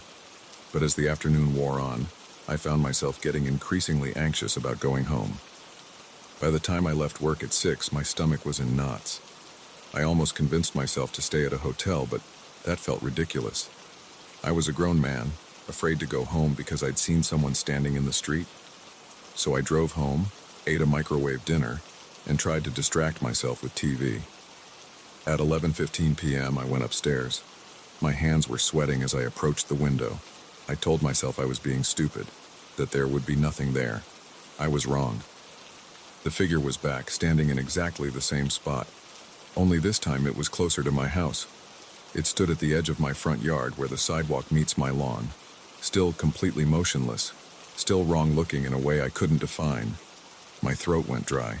I fumbled for my phone to take a picture, but my hands were shaking so badly I dropped it. When I bent to pick it up and looked back out the window, the figure was gone. The time on my clock read 11:17 p.m. Exactly the same time as the night before. I didn't sleep at all that night. I sat in my bed with all the lights on, jumping at every little sound. The heating system clicking on made me nearly jump out of my skin. A car driving past sent my heart racing. I kept expecting to see that figure at my window, but it didn't appear again. Wednesday at work, I could barely function. I made stupid mistakes on simple claims. My coworkers asked if I was feeling okay. Apparently, I looked terrible. I didn't know how to explain what was happening. How do you tell people you're being stalked by some kind of impossible figure that appears and disappears? I left work early and went to the police station. The officer at the desk listened patiently as I tried to explain about the figure, but I could tell he wasn't taking me seriously. Why would he? I had no evidence, no photos, and my story sounded insane even to me. He said they'd send a patrol car by my house that night, but I could tell from his expression that it was just to humor me. I spent the evening pacing my house, checking and rechecking the locks. I closed all the curtains except the one in my bedroom. Part of me wanted to leave them closed too, to not look outside at all. But a bigger part needed to know if it would appear again. At 11:15, I forced myself to approach the window. My legs felt like lead. Sweat ran down my back. I reached for the curtain, hesitated, then pulled it aside. The figure stood directly below my window, its head tilted back to look up at me. I screamed and stumbled backward, falling onto my bed. My heart slammed against my ribs so hard it hurt. When I managed to get back to the window, it was gone. 11:17 p.m. But I had seen more details this time. The figure was unnaturally tall, at least 7 feet. Its limbs were too long, joints bent at slight angles that human joints don't bend. The head was hairless and smooth like an egg. Where its face should have been, there was just flat, featureless skin. I'm writing this now from my car, parked outside a 24-hour diner 20 miles from my house. I don't know what to do. I can't go back there. But I can't just abandon my house either. I have a mortgage. All my possessions are there. My life is there. It's 10:45 p.m. now. In 30 minutes, that thing will appear again. Will it be inside my house this time? What happens at 11:17? What does it want? My phone battery is at 20%. I need to preserve it in case of emergency. I'll update this tomorrow if I can, if there is a tomorrow for me. Update, Thursday morning. I'm still alive. I didn't go home last night. I dozed fitfully in my car, parked in the diner lot with all the doors locked. Around 3 a.m., one of the waitresses knocked on my window and asked if I was okay. I ordered coffee and eggs, trying to act normal while my mind raced. I called in sick to work and spent the morning researching similar incidents online. I found nothing conclusive, just vague urban legends and creepypasta stories. Nothing that matched exactly what I'm experiencing. It's afternoon now. I'm sitting in the public library using their computer since my phone died. I have to decide what to do tonight. I can't keep sleeping in my car. I need to face this thing, whatever it is. I need answers. I'm going home tonight. I've bought new locks, motion sensor lights, and a high-powered flashlight. I'm going to set up my old laptop to record the street. Maybe if I can get evidence, someone will believe me. Maybe I can figure out what this thing is and how to stop it. If you're reading this and you've experienced something similar, please reach out, and if you don't hear from me again after tonight, well, at least someone knows what happened.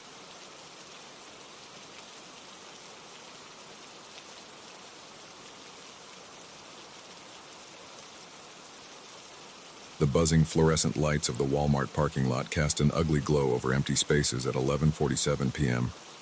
I was loading groceries into my trunk when I heard it, a car horn blaring non-stop somewhere in the darkness. The sound cut through the quiet night like a drill through concrete. I slammed my trunk shut and looked around, trying to locate the source. That's when I saw it. About 8 spaces down, a black sedan sat empty, its headlights flashing rhythmically. The horn kept blaring. No one was inside. I stood there for a moment, shopping cart still in hand, wondering if I should do something. The sound was giving me a headache. Maybe someone's car alarm was malfunctioning. But something felt wrong about the whole thing. The lot was almost empty except for a few scattered cars belonging to late-night shoppers like me. No one else seemed to be paying any attention to the noise. I pushed my cart to the return area, keeping my eyes on the black car. The horn continued its monotonous blast. My hands were sweating as I gripped my key fob. I just wanted to get home, heat up a microwave dinner, and go to bed. This wasn't my problem. I got into my car, a blue Honda Civic, and started the engine. The black sedan's lights kept flashing, horn still blaring. As I pulled out of my space, I noticed something odd in my rearview mirror. The flashing had stopped. The lot behind me was dark and quiet again. The drive home usually took about 25 minutes this time of night. I lived in a small development on the outskirts of town, where the streetlights ended and the woods began. The roads were empty except for the occasional semi-truck. I turned on the radio to fill the silence, some late-night talk show discussing conspiracy theories. 10 minutes into the drive, I checked my mirror again. A pair of headlights appeared in the distance behind me. Nothing unusual about that. Probably just another person heading home after a late-night shopping run. But something made the hair on my neck stand up. The car was getting closer. Much closer. I squinted at my rearview mirror, trying to make out what kind of vehicle it was in the darkness. My stomach dropped when I recognized the shape, a black sedan. "No way," I muttered. "It's not the same car. It can't be." I pressed down harder on the gas pedal, pushing my Honda past the speed limit. The black car matched my speed exactly, maintaining the same distance between us. My hands were shaking on the steering wheel. Sweat dripped down my back. I took a sharp right turn onto Miller Road, a winding back route that would add an extra 10 minutes to my drive but might lose whoever was following me. The black sedan's tires squealed as it made the turn right behind me. Shit, shit, shit. My heart was pounding so hard I could barely breathe. I fumbled for my phone in my jacket pocket, nearly dropping it. Who would I even call? The police? And tell them what? That a car that was honking in a parking lot was now following me. They'd think I was drunk or crazy. I kept driving faster now, taking random turns down residential streets I'd never been on before. The sedan stayed with me through every turn, every acceleration, every attempt to lose it. Its headlights filled my mirrors with blinding light. After 15 minutes of this, I realized I was almost out of gas. The needle hovered just above empty. I couldn't keep driving aimlessly. I needed to make a decision. My house was still 10 minutes away. Maybe I could make it. I turned back onto the main road, my hands slick with sweat on the wheel. The black car was still there, matching my every move. Its headlights seemed to be getting brighter, more intense. Or maybe that was just my imagination playing tricks on me. My neighborhood was just ahead. I turned onto Pine Street, then Oak Drive, then finally my own street, Maple Court. The black sedan followed me the entire way, never falling behind, never getting closer, just maintaining that same exact distance. I pulled into my driveway, killed the engine, and sat there breathing hard. In my rearview mirror, I watched the black car roll to a stop at the curb in front of my house. Its engine idled. My phone was in my hand now, 911 already dialed but not sent. I waited, watching. The sedan's headlights went dark. Its engine cut off. Minutes passed. Nothing happened. No one got out. The car just sat there, a dark shape in the night.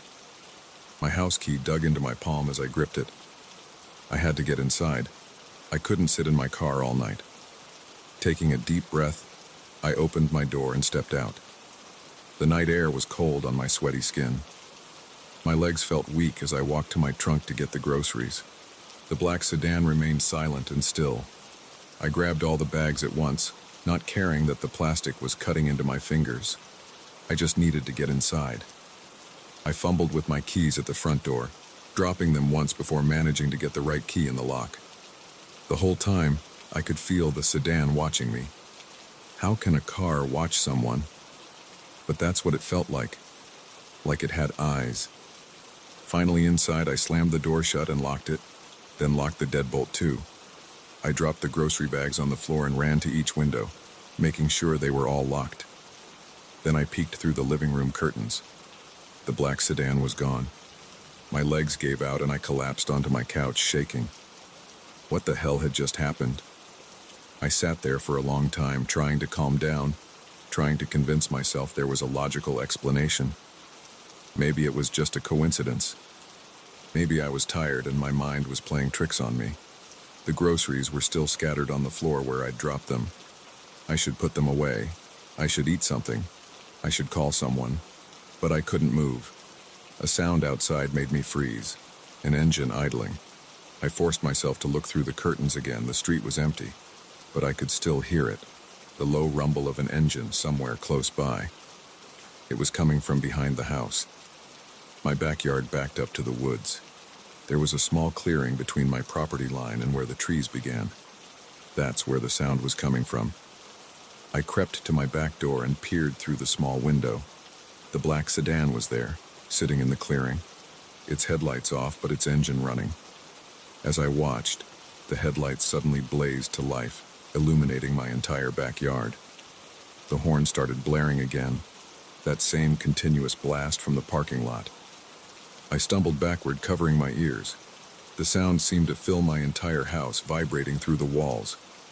I ran upstairs to my bedroom and grabbed the gun from my nightstand, a Glock 19 I'd bought for home protection but never thought I'd need to use. My hands were shaking so badly I could barely check if it was loaded. The horn kept blaring.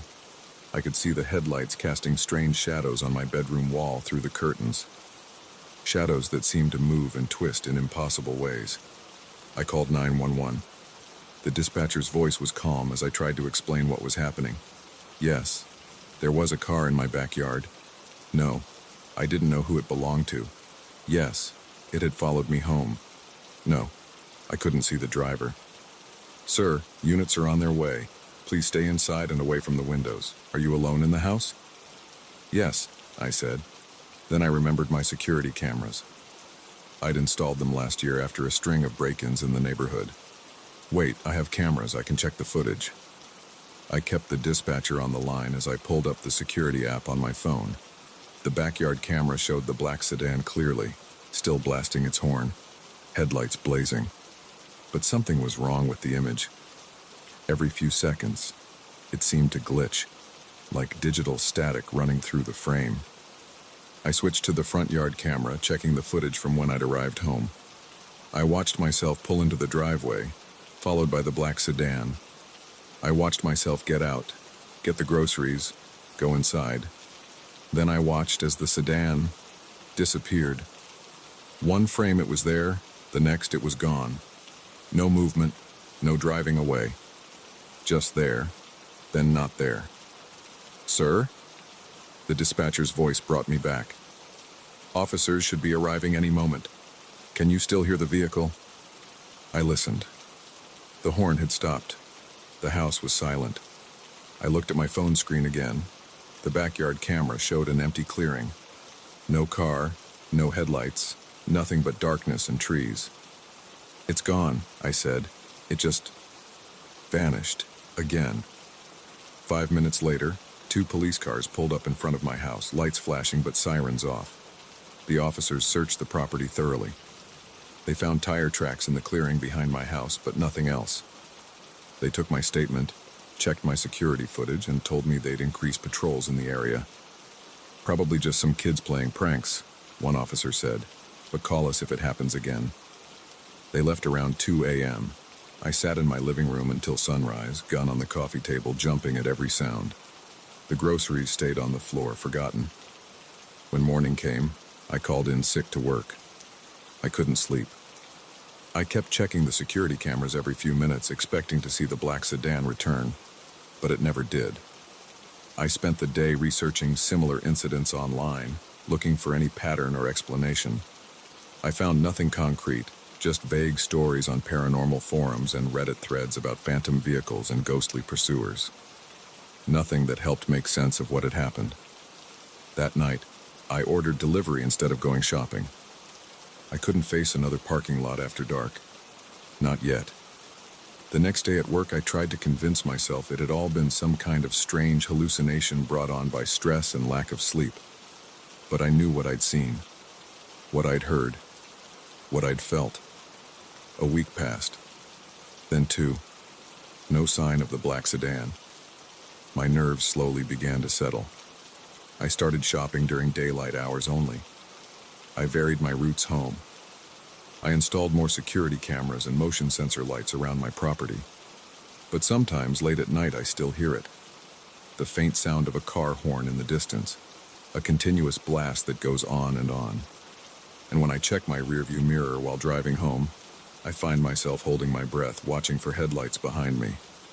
I know it's still out there somewhere, waiting, watching, and someday, probably when I least expect it, I'll hear that horn again. I'll see those headlights in my mirror, and this time maybe I'll find out what it wants. But for now, I keep my gun loaded, my doors locked, and my security cameras running. And I never, ever go shopping at night anymore. Last week, I saw a black sedan for sale in my neighbor's driveway. Same make and model as the one that followed me. I know it's not the same car. It can't be. But I've started taking the long way around the block to avoid driving past it, just in case. Because the thing that scares me most isn't the memory of that night. It's not the horn or the headlights or the impossible disappearances. What terrifies me is the question that keeps me awake at night, the one I can't stop thinking about. What if it finds me again? And what if next time it doesn't just follow me home? I keep telling myself I'm being paranoid, that it was just a random incident, a bizarre coincidence, maybe even a vivid dream. But deep down, I know better. Because every time I close my eyes, I see those headlights in my mirror. Every time I step outside at night, I listen for that horn. And sometimes, when I'm driving home late from work because I had to stay for an emergency meeting, I catch myself checking the rearview mirror more often than usual, looking for a familiar shape in the darkness behind me, waiting for the flash of headlights that I know, somehow, will come again. The police never found any explanation.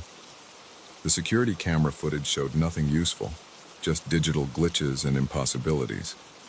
My neighbor sold their black sedan last month, but I still take the long way around the block.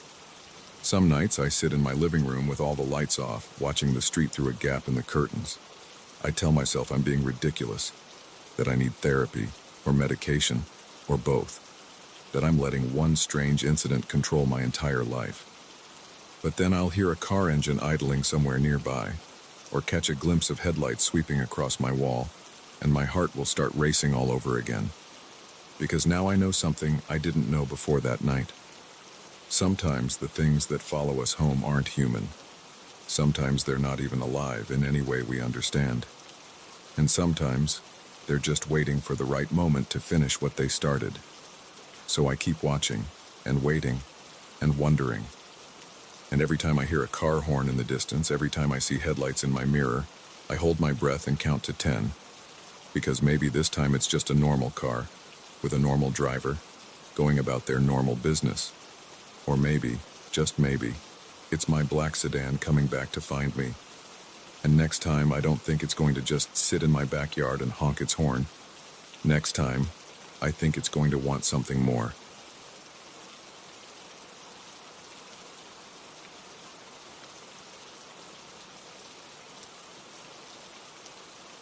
I never should have opened that door in the ceiling. The realtor didn't even mention there was attic access in this old apartment, but I saw the outline of the trapdoor while replacing the hallway light fixture, and curiosity got the better of me. Now I'm sitting here with my back against the wall, staring at an album full of impossible photographs, and my hands won't stop shaking. It started 3 hours ago.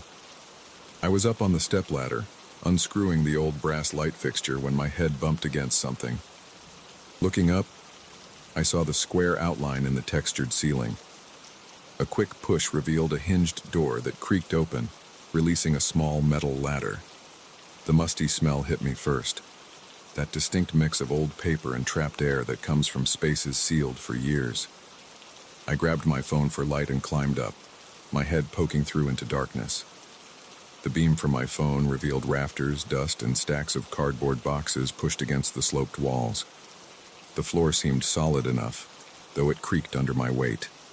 I pulled myself up fully into the space, having to crouch due to the low ceiling. Dust particles danced in my phone's light. The air felt thick and stale in my throat. The boxes closest to me were unmarked, filled with what looked like old Christmas decorations and mothballed clothing. Nothing particularly interesting. But against the far wall, partially hidden behind a broken chair, sat something different.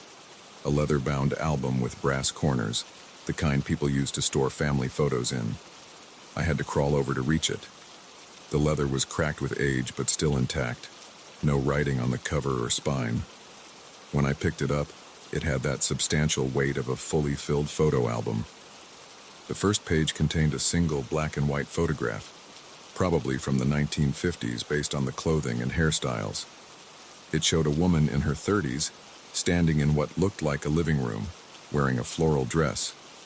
She was staring directly into the camera with an unsettling intensity. Something about her expression made me pause.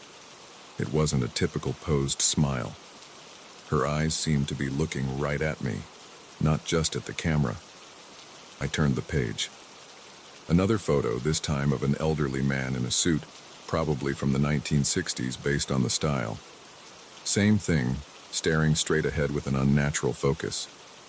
The next photo showed a teenage girl from what looked like the 1970s, then a middle-aged man from the 1980s based on his clothes. Page after page, different people from different decades, but always that same direct stare.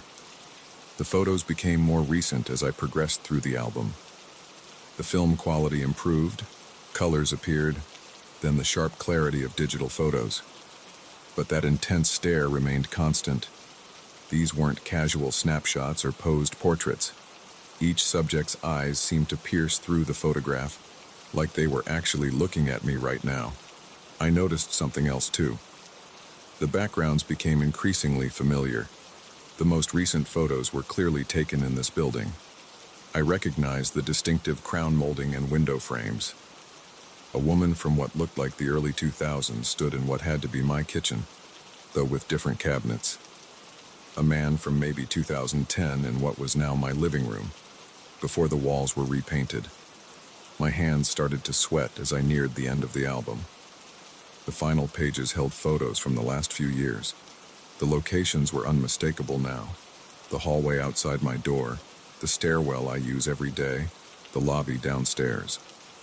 Always different people, always staring directly at the viewer with that same unsettling intensity. Then I reached the last photo, and my blood turned to ice.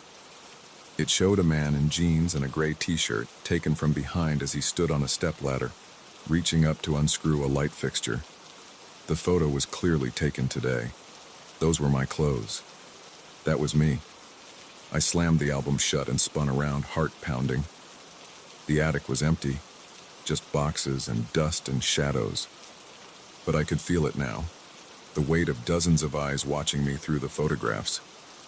My hands trembled as I reopened the album to that last picture. The timestamp in the corner showed it was taken just 17 minutes ago. I shoved the album away and scrambled toward the trap door. As I moved, I heard the soft click of a camera shutter somewhere in the darkness behind me. I nearly fell in my rush to get down the ladder, pulling it up and slamming the ceiling door shut as soon as I was through. Now I'm sitting on my hallway floor, the album next to me. I've tried calling my brother 3 times, but it keeps going to voicemail. The police would think I'm crazy. Maybe I am crazy, but I know what I saw. The shutter sound is coming from inside the walls now. Click, click, click. Moving closer. I should run, get out of the apartment, but my legs won't work. All I can do is sit here and listen to it draw nearer.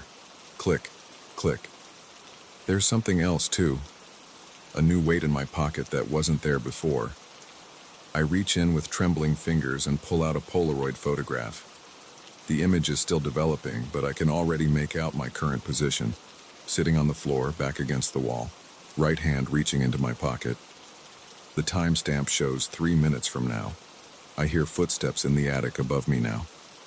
Slow, deliberate steps moving toward the trap door.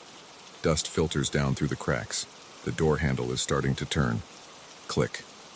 I should run. I need to run. But I can't stop staring at the photo in my hand as it continues to develop. In it, I'm still sitting against the wall, but I'm looking up toward the ceiling. My face shows an expression of pure terror. And behind me, barely visible in the shadows, stands a figure holding a camera. The ceiling door is opening now. I can hear the hinges creaking. Something is descending. I don't want to look up. I don't want to see what's coming down that ladder. But I know I will. The photo shows I will. More dust falls as the ladder extends downward.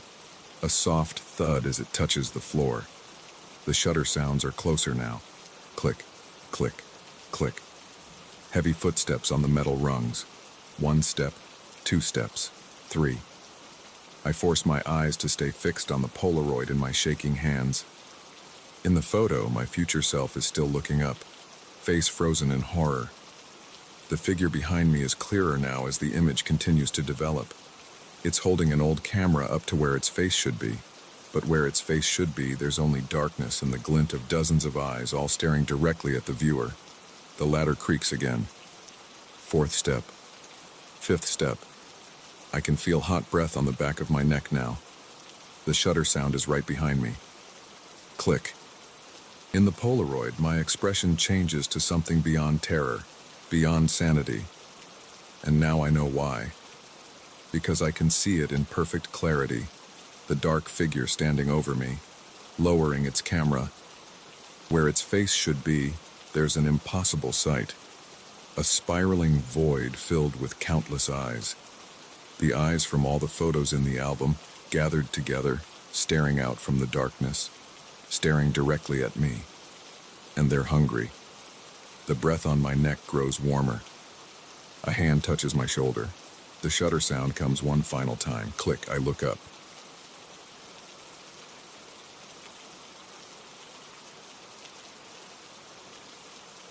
I've been driving for rideshare apps for 6 years. You learn to read people quickly in this job. The quiet ones, the drunk ones, the chatty ones, they all have their tells. But nothing in those 6 years prepared me for what happened last Thursday night. I still wake up in cold sweats thinking about it, about him, about what he knew, about what I saw, or didn't see, in my rearview mirror. The request came in at 11:42 p.m., a pickup from the Marriott downtown, heading to the airport. Standard fare for that time of night. I pulled up to the hotel entrance where a man in a charcoal gray suit stood waiting with a small carry-on bag. He was tall, maybe 6'2", with close-cropped gray hair and wire-rimmed glasses. Nothing remarkable about him, just another business traveler heading home. He opened the back door and slid in smoothly. The leather seats creaked under his weight. "Evening," I said, glancing in the rearview mirror to make eye contact like I always do. "Airport, right?" "Yes, Terminal B," he replied. His voice was deep but soft, like someone used to speaking in boardrooms. I noticed his perfect posture, hands folded neatly in his lap. I pulled away from the curb and merged into the light late-night traffic. The dashboard clock read 11:44 p.m. "Long day of meetings?" I asked, making the usual small talk. "Actually, Tom, I'm here because of you." My hands tightened on the steering wheel. I hadn't told him my name. I hadn't even started the ride in the app yet. "How do you know my name?" He smiled. I caught it in the mirror. "I know quite a bit about you, Tom Sullivan. Born August 12, 1985 at Mercy Hospital. Your mother Janet worked as a librarian, father unknown. You grew up in that little blue house on Maple Street, the one with the crooked mailbox your mom never got around to fixing." My mouth went dry. The traffic light ahead turned red, and I brought the car to a stop. My heart hammered against my ribs. "Who are you?" "You moved out at 18, he continued as if I hadn't spoken. "Tried community college for a semester before dropping out. Worked construction until the accident in 2017 that messed up your back. Started driving rideshare after that. You live alone in apartment 4B at the Parkview Apartments. You feed that stray orange cat that hangs around the building. You named him Max." Sweat beaded on my forehead. The light turned green. I pressed the gas harder than necessary and the engine revved. "Look, I don't know who you are or how you know these things, but your mother died 3 years ago," he cut in. "Pancreatic cancer.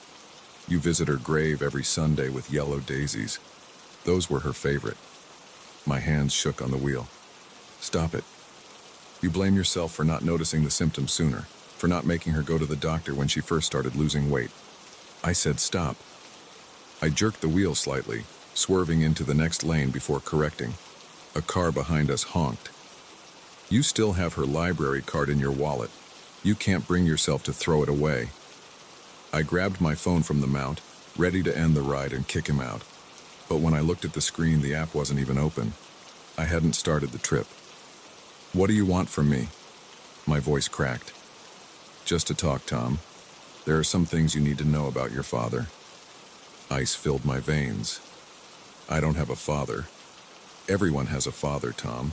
Yours just happened to be something different. I glanced in the rearview mirror again, trying to get a better look at his face. That's when I noticed it. The mirror showed my empty back seat. The leather cushions were unmarked, uncompressed. But I could hear him breathing behind me, could feel the weight of his presence. I whipped my head around. He was there, sitting calmly, hands still folded in his lap. I faced forward again. Empty mirror. My foot slammed the brake. We screeched to a halt in the middle of the street. More honking behind us. What are you? Your father wasn't human, Tom. Which means you're not entirely human either. Get out. I fought to keep my voice steady. Get out of my car right now. You've felt it your whole life, haven't you? That something was different about you? The way you can sense people's emotions, the way animals are drawn to you, the strange dreams. I unbuckled my seatbelt and turned fully around to face him. I said, get. The back seat was empty. Looking for me? His voice came from beside me now. He sat in the passenger seat, straightening his tie. I scrambled for the door handle, but my fingers wouldn't close around it. My whole body felt heavy, like I was moving through mud. Your abilities are starting to manifest, Tom. That's why I'm here, to help you understand what's happening, what you're becoming. This isn't real, I mumbled. I'm tired. I'm hallucinating. You know that's not true. You've always known you were different. Remember the incident at your mother's funeral, when all the flowers wilted at once? That was you, your grief affecting the living things around you. It's in your blood. The heaviness spread through my limbs. My vision blurred at the edges. Your father was a being of considerable power. He broke our laws by coupling with a human, by fathering you. But now that your mother is gone, there's no reason to hide what you are anymore. What? My tongue felt thick. What am I? He placed his hand on my shoulder. His touch burned cold through my shirt. You're a changeling, Tom. A hybrid. Half human, half something else. And it's time for you to choose which world you want to belong to. The world spun. Colors ran together like wet paint. His voice seemed to come from far away. Sleep now. When you wake up, you'll be ready to begin your training, to learn what you really are. The last thing I saw before consciousness slipped away was his reflection finally appearing in the rearview mirror. But it wasn't a man I saw reflected there. It was something else. Something with too many angles, too many edges. Something my mind couldn't, or wouldn't, process. Then darkness took me. I woke up in my car in the Marriott parking lot. The dashboard clock read 5:17 a.m. My phone showed no record of any ride requests from the previous night. My head pounded, and my mouth tasted like copper, but there was a business card tucked into my shirt pocket. Black cardstock with silver text that seemed to shift and change when I tried to read it, and a note on the back in elegant script. The choice is yours, Tom, but you can't ignore your nature forever. We'll be in touch. That was 3 days ago. I haven't driven since then. I called in sick to the rideshare company. Haven't left my apartment. The stray cat, Max, won't come near my building anymore. He hisses when he sees me through the window. Last night, I dreamed of impossible geometries and voices speaking in languages that hurt my ears. I woke to find all my houseplants had died, their leaves turned to ash. The business card sits on my kitchen counter. Sometimes, out of the corner of my eye, I swear I see the text moving, rearranging itself into new messages, new promises, new threats. I don't know what to do, I don't know what I am. But I know one thing for certain. The next time my phone shows a ride request, I'm not accepting it. Some passengers should stay undriven. Some questions should stay unanswered. But I have a feeling they won't let me ignore this forever. And when they come for me again, I don't think they'll bother pretending to be human. My bathroom mirror cracked this morning. I wasn't even near it. Just walked past, caught a glimpse of my reflection. But for a split second, What I saw looking back at me wasn't entirely my face. I'm writing this down because I need someone to know what happened. What's happening? If you're reading this and you're a rideshare driver, pay attention to your mirrors. Pay attention to your passengers. And if someone gets in your car knowing things they shouldn't know, things they couldn't know, don't engage, don't ask questions, just drive. Drive as fast as you can. Drive until the sun comes up, because the night belongs to them now. And apparently, so do I.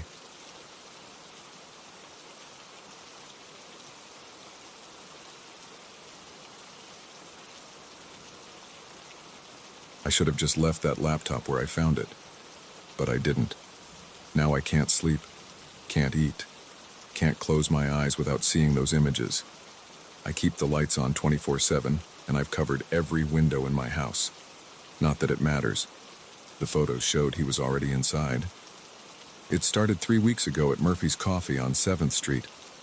I was there like every other Tuesday morning, sipping my usual dark roast, when I noticed the black laptop sitting abandoned at the corner table. It sat there for over an hour. Nobody came to claim it. I asked Sarah, the barista who knows my order by heart, if anyone had reported a missing laptop. She shrugged and said it had been there since her shift started at 6 a.m.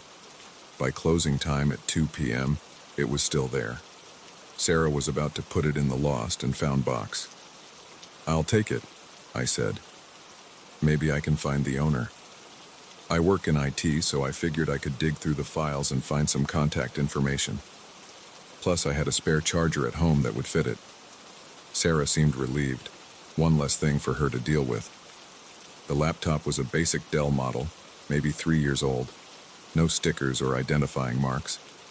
Just some scratches on the lid and worn keys that showed heavy use.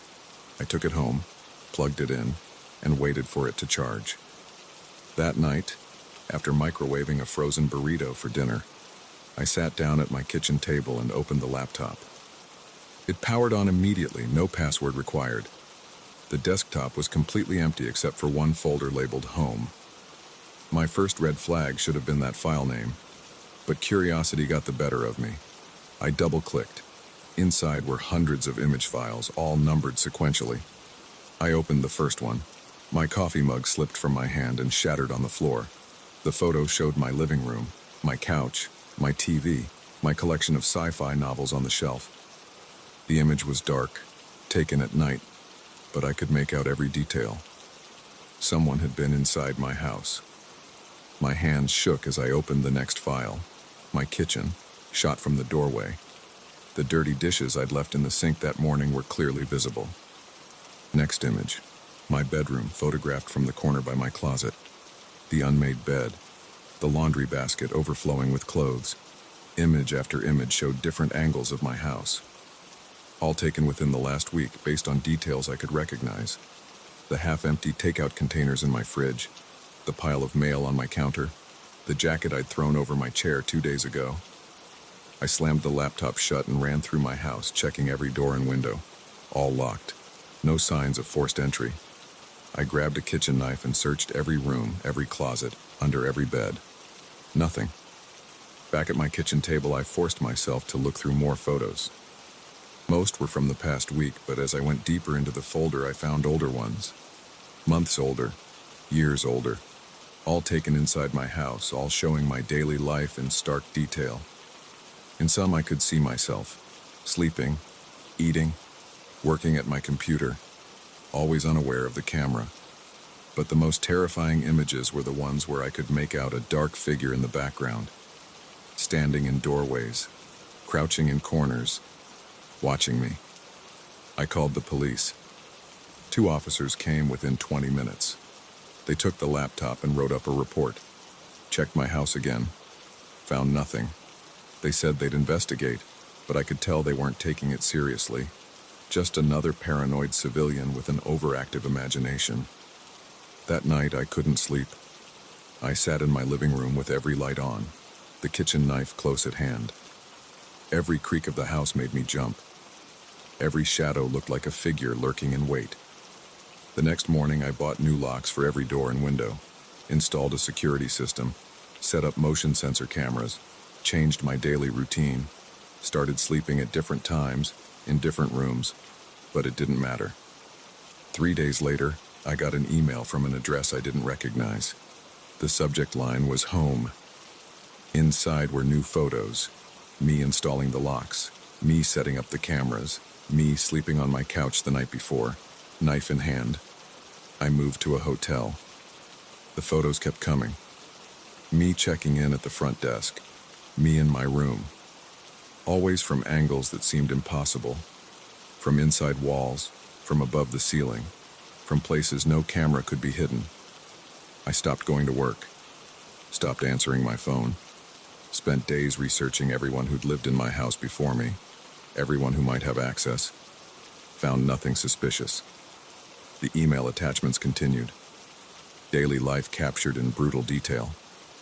And in each set of photos, that dark figure appeared more clearly, closer, more distinct, sometimes right behind me, close enough to touch. Yesterday, I got the worst email yet. Just one photo, taken in my hotel bathroom. I was brushing my teeth, looking in the mirror, and there, reflected clearly behind me, stood a tall figure in black. But when I spun around, the bathroom was empty. I'm writing this now from another hotel, in another city. I haven't slept in 72 hours.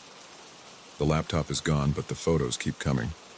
Every few hours, my phone chimes with a new email. I don't open them anymore, but the subject lines tell me enough. Still watching. Always here. Can't hide. The police say they're working on it. They traced the laptop. It belonged to a man who died 3 years ago. Heart attack in his sleep. He lived in my house before me. They're investigating his connections, his history, but they won't find anything. I know they won't. Because I finally remembered something. A detail so small I'd forgotten it until now. 3 years ago, when I first toured the house before buying it, the real estate agent mentioned the previous owner had died there. She said his body wasn't found for days. When they finally discovered him, he was sitting at his desk, laptop open. The coroner said he died of natural causes, but his face was frozen in an expression of absolute terror. And his computer? It was completely wiped clean, except for one empty folder labeled home. I'm checking out of this hotel tomorrow, going somewhere else. Not that it matters. The photos will follow me. They always do. And sooner or later, that figure in black will step out of the shadows and into the light. But maybe that's what it wants. Maybe that's what all of this has been building toward. An audience, a witness, someone to see it, finally, after all these years of watching. So I'm leaving this laptop open tonight. Camera pointed at my bed. If you're reading this, it means someone found it, like I found that other laptop in the coffee shop. And if you open that camera folder, the one labeled home that just appeared on the desktop, you'll see what happened to me. Just remember, once you look, you can't stop looking. And once it knows you're watching, it will never stop watching back. The sun is setting now. The shadows in my room are growing longer. And in the corner of my eye, I can see something moving, something dark, getting closer. I won't turn around, won't give it the satisfaction. Instead, I'm going to hit save and close this file. Then I'll leave this laptop somewhere public, a coffee shop maybe, and whoever finds it, well, you'll see for yourself. Just know that if you're reading this, it's already too late. Check your email, look behind you, and whatever you do, don't open that folder labeled home. Not that it matters, you will anyway, we all do. The figure is right behind me now, I can feel its cold breath on my neck. Time to go. Good luck.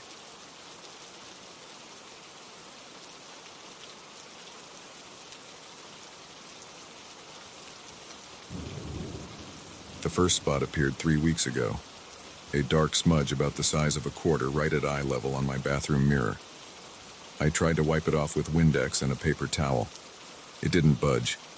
I scraped at it with my fingernail. Nothing. I even tried bleach.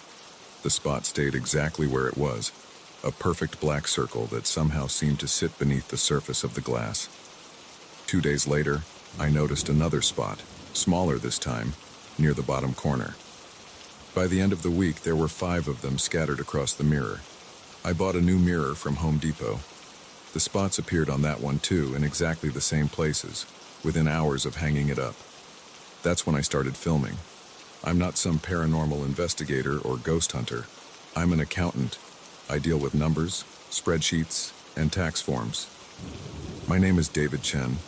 I'm 34 years old, and until last month, the strangest thing that ever happened to me was finding a dollar bill in a washing machine. But here I am at 3 a.m., sitting on my closed toilet lid with a smartphone pointed at my bathroom mirror, watching shadows move where they shouldn't be. The first night I filmed, nothing happened. The second night, too. On the third night, at exactly 2:47 a.m., I saw it. A darkness that moved like liquid behind the glass, flowing between the spots like black water through invisible tubes. I dropped my phone. When I picked it up and looked again, everything was normal. But I checked the video later. It was there, clear as day. Something moving inside my mirror. I should have moved out then. Should have packed my bags and found a new apartment. But I had just signed a 2-year lease, and more importantly, I needed to know what was happening. So I kept filming. Every night I sat there in the dark, watching and waiting. The movements started getting more frequent, more deliberate. The shadows would gather around the spots, swirling and churning like storm clouds in miniature. Sometimes they formed shapes that almost looked like faces, but would dissolve before I could be sure. The spots grew larger, spreading outward like ink stains on paper. Last night, I heard it breathe. I was sitting in my usual spot, phone in hand, when a sound like someone slowly letting out air through their teeth came from the mirror. My arms broke out in goosebumps. The hair on the back of my neck stood up. The bathroom suddenly felt 10 degrees colder. The shadows were moving again, but different this time. They gathered in the center of the mirror, coalescing into a mass about the size of a basketball. As I watched, frozen in place, the mass began to bulge outward. The surface of the mirror stretched like plastic wrap, forming a bubble that pushed further and further into my bathroom. My hands shook so bad I could barely hold the phone. Sweat ran down my back. My heart pounded so hard I could feel it in my throat. But I kept filming. The bubble grew until it was about 6 inches out from the mirror's surface. Then it started to take shape. A head, shoulders, arms, a torso. All black as pitch, like a 3-dimensional shadow pushing through from somewhere else. I wanted to run, my legs tensed, ready to bolt, but something kept me there. Fear, maybe, or curiosity, or both. The figure's head turned toward me. Where its face should have been, there was only darkness, but I knew it was looking at me. I could feel its attention like a physical weight on my skin. Then it spoke. The sound was like gravel being crushed. Like static on an old radio, like 1,000 whispers layered on top of each other. Finally, it said. Someone who sees. I dropped the phone again. This time when I picked it up, the figure was gone. The spots were gone too. The mirror looked completely normal, but I knew it wasn't over. The next day, I called in sick to work. I spent hours researching mirrors, hauntings, shadow creatures. I found nothing that matched what I had seen. I tried showing the video to my best friend Mike, but every time I played it back, all you could see was an empty bathroom. The footage showed nothing unusual at all. That night I set up 3 cameras instead of just one. My phone, my laptop's webcam, and an old digital camera I found in my closet. I positioned them at different angles, making sure the entire mirror was covered. The spots reappeared as soon as the sun set. They were bigger now, some of them the size of my fist. The shadows started moving earlier too, around midnight instead of waiting until the early morning hours. I sat on the toilet lid, watching all 3 screens. My hands were steady now. The fear was still there, but it had changed into something else. A kind of desperate determination. I needed answers. At 1:23 a.m., the shadows gathered again. The figure emerged faster this time, pushing through the mirror like it was walking through a curtain of water. In the harsh light of my bathroom, I could see details I had missed before. Its surface wasn't just black. It rippled and shifted like oil in sunlight. Where its feet touched the floor, small shadows spread out like ink drops in water. "Who are you?" I asked. My voice came out stronger than I expected. The figure tilted its head. "Wrong question," it said in that impossible voice. "Ask what we are." "We?" It raised an arm, pointing at the mirror behind it. The glass had turned completely black. As I watched, more figures began pushing through. 2, 5, 10. Soon my small bathroom was crowded with shadow beings, all identical, all facing me. My breath came in short gasps. Sweat soaked through my t-shirt. The temperature had dropped so low I could see my breath forming clouds in the air. The first figure spoke again. "We have waited so long, watched through every mirror, looking for someone who could see us, and now you have. What do you want?" "To cross over completely, permanently." It took a step toward me. "We need an anchor, a connection to this side. You can provide that." I stood up, backing away until I hit the wall. "How?" "Simple. Trade places with one of us. Just for a moment. Just long enough for the door to open fully. And then what? Then we bring the others through. All of them. From every mirror. Everywhere." My hand found the doorknob behind me.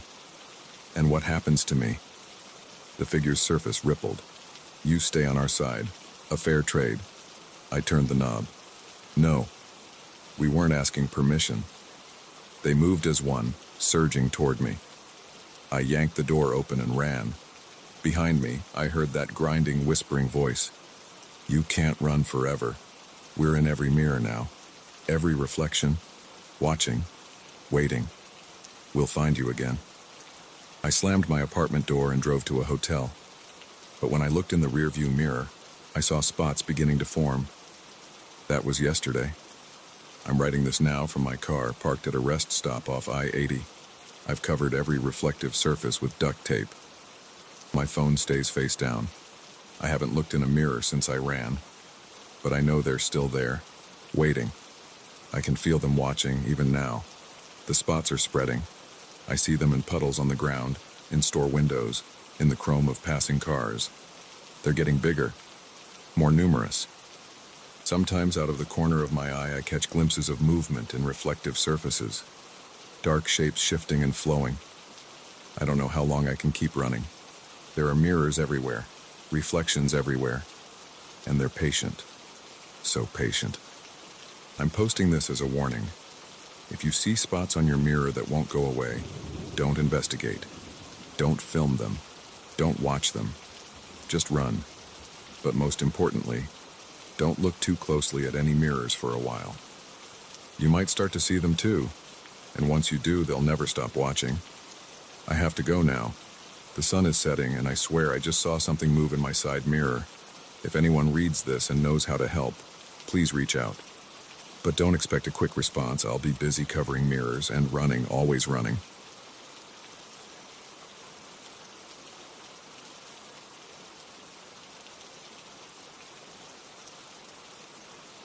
The first tap came at 2:17 a.m. on Route 23, about 40 miles outside of Millbrook. I know the exact time because I glanced at the dashboard clock when I heard it, a clear, metallic knock from somewhere above my head. I gripped the steering wheel harder and pressed the gas pedal, pushing my old Camry faster through the darkness. But I already knew it wouldn't help. The note I'd found earlier that day kept repeating in my mind. "I'm here. Let me back up 12 hours. I'd taken my car to Pete's auto shop that morning for its annual inspection. Nothing special, just routine maintenance I'd been putting off for weeks. The place was exactly what you'd expect. Concrete floor stained with oil, tools everywhere, calendar with muscle cars on the wall. Pete himself was under another car when I walked in, just his legs sticking out. "Be right with you, sir," he called out, his voice muffled. I stood there breathing in the sharp smell of motor oil and rubber, checking messages on my phone while I waited. 5 minutes later, Pete rolled out from under the car, wiping his hands on a red shop rag. "What can I do for you today?" I handed him my keys. "Just need the annual inspection, and maybe check the brakes. They've been squeaking a bit. Sure thing. Should take about 3 hours. Want to wait or need a ride somewhere? I'll grab an Uber to work. Call me when it's done. He nodded, already popping my hood to take a look. The call came at 1:30 p.m. Mr. Davidson, your car's ready. Found a few minor issues. Serpentine belts getting worn. Brake pads needed replacing. Oh, and you might want to clean out your glove compartment. Found some old receipts and stuff scattered in there when I was checking your registration. That last part made me pause. I never keep anything in the glove compartment. Well, there was definitely some paper in there. Anyway, total comes to $247, $50 whenever you're ready to pick it up. I took another Uber to the shop after work. Pete was closing up when I arrived, but he'd left my keys at the front desk. I paid, got in my car, and immediately opened the glove compartment. There was a single piece of paper inside, not a receipt, just a plain white square torn from a notebook with 3 words written in black ink. I'm here. I stared at it for a full minute. The handwriting wasn't mine. It wasn't my wife Sarah's either. She'd left 6 months ago anyway, taking everything that was hers. I crushed the paper in my fist and threw it in the trash can by Pete's office. Probably just some kid messing around while their parents got their car fixed. I drove home, ate a microwave dinner, watched some TV, and went to bed. Nothing unusual, but I couldn't sleep. The note kept nagging at me.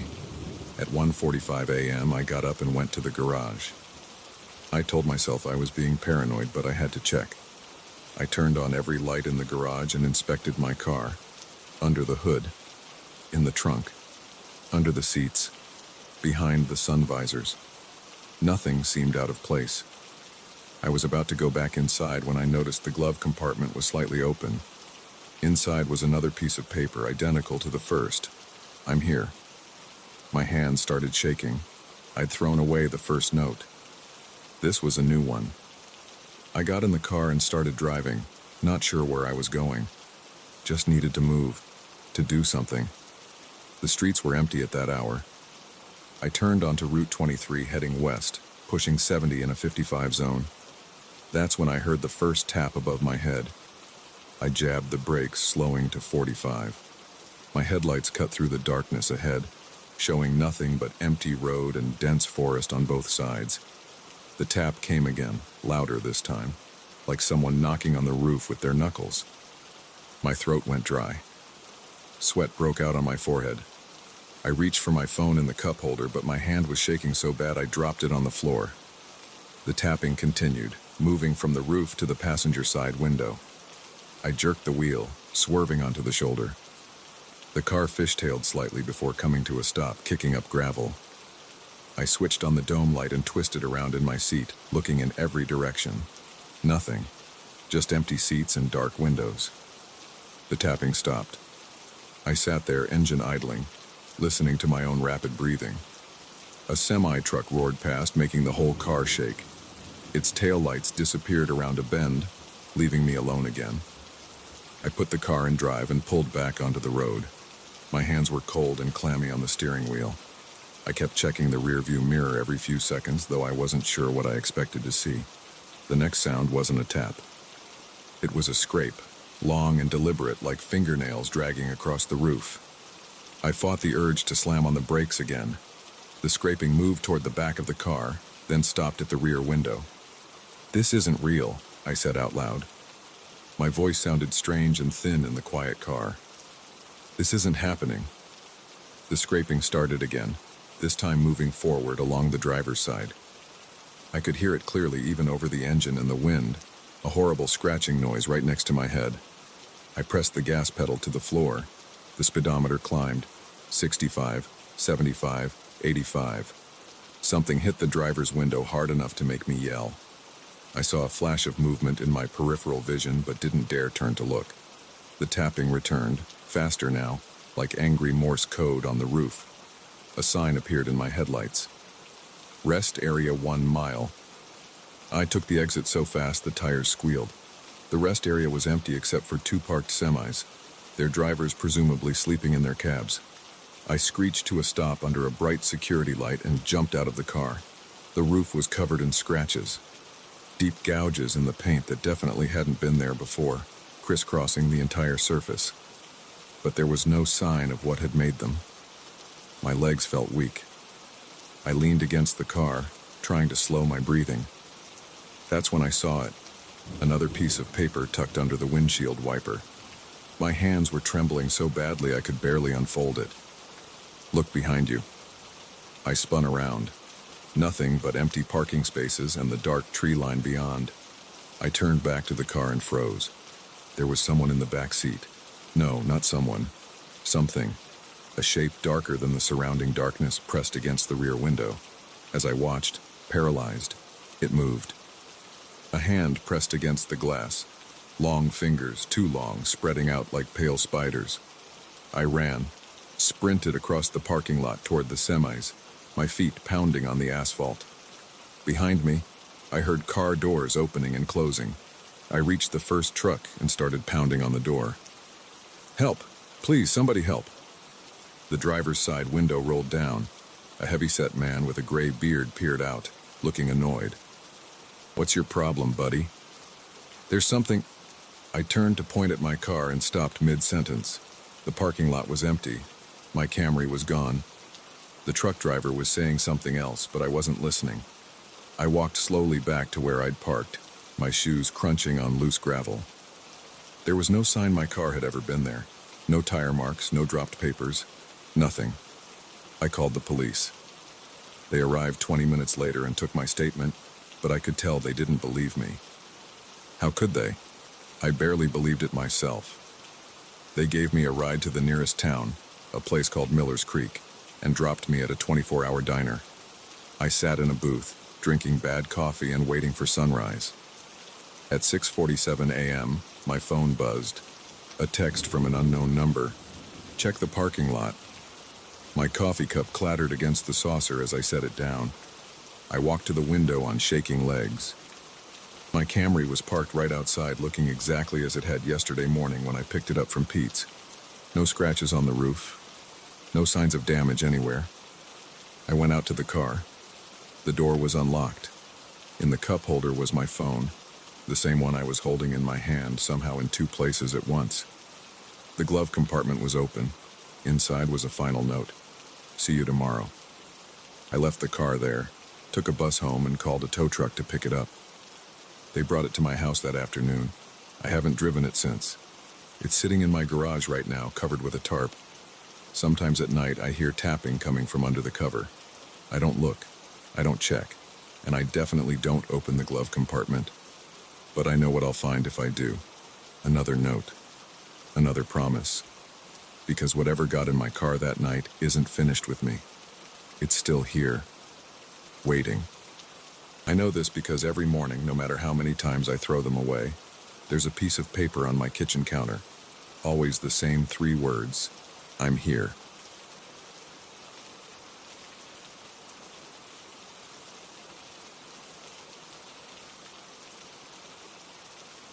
The banging woke me up at 3 a.m. again. That damn iron gate. I lay in bed, listening to its hinges creak in the wind. Except there was no wind tonight, just like there hadn't been any wind the previous 6 nights when it had opened on its own. I bought this house for a steal 2 months ago. The real estate agent didn't mention anything about a gate that wouldn't stay shut. She probably thought it was just loose hardware. That's what I thought too at first. I remember the morning after I moved in. I went out to get the newspaper and found the gate wide open. I checked the latch. It was solid iron, probably original to the house. I closed it, made sure it clicked shut, and went to work. When I came home that evening, it was open again. I figured kids in the neighborhood were messing around, so I added a padlock. The next morning, open.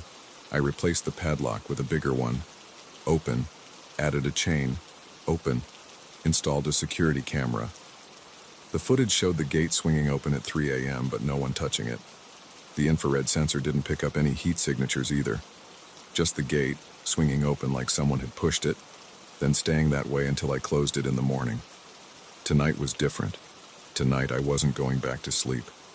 I'd been lying awake every night for the past week, listening to that metallic creak, too scared to look outside. but fear and lack of sleep had worn down my patience. I needed answers. I got out of bed, my bare feet silent on the hardwood floor. The house was cold, colder than it should have been with the heater running. My breath came out in white puffs as I crept down the hallway to my home office. The window there gave me a clear view of the front yard and the gate. The security light cast yellow circles on the dead grass. The gate stood closed, its black iron bars throwing long shadows across the yard. My hands gripped the windowsill as I waited. The digital clock on my desk read 2:57 a.m. At exactly 3 a.m., the temperature dropped another 10 degrees. I could feel it on my skin, like stepping into a walk-in freezer. The security light flickered once, twice. The gate's latch clicked. I pressed my face against the cold glass. The gate began to swing open, moving slowly and smoothly, like it was being pushed by an invisible hand. The hinges didn't make a sound this time. That's when I saw it. A dark figure standing just beyond the gate. It was tall, maybe 6.5 feet, and completely black, like a hole cut out of the night. It had a human shape, but something was wrong with its proportions. Its arms hung too low, nearly touching the ground. Its head sat too far forward on its shoulders. The figure reached out with one of those too long arms, its hand wrapped around one of the gate's bars. I could see its fingers. There were too many of them, and they were too long, too thin. It pulled the gate open the rest of the way and stepped onto my property. My breath froze in my lungs. The figure walked up the path toward my front door. Its movements were smooth, almost gliding. Its feet didn't seem to touch the ground. As it passed under the security light, I saw that it wasn't just black. It absorbed the light around it, like a walking shadow. I should have run. I should have called the police. I should have done anything except stand there watching. But I couldn't move. My muscles had locked up, and my mind had gone blank with terror. The figure reached my front porch. It turned its head, slowly, mechanically, and looked directly at my window. I still couldn't see a face, just that absolute darkness. But I knew it saw me. I knew it had always known I was watching. It raised one of those wrong hands and pressed a finger against the window glass. The glass frosted over instantly, ice crystals spreading out from the point of contact. The cold hit me like a physical blow, and I finally managed to stumble backward. I ran. I ran to my bedroom, slammed the door, and wedged my desk chair under the handle. I could hear footsteps in the hallway, slow, deliberate steps that made the floorboards creak. They stopped outside my door. The temperature plummeted. Ice formed on the inside of my windows. The light bulb in my bedside lamp shattered.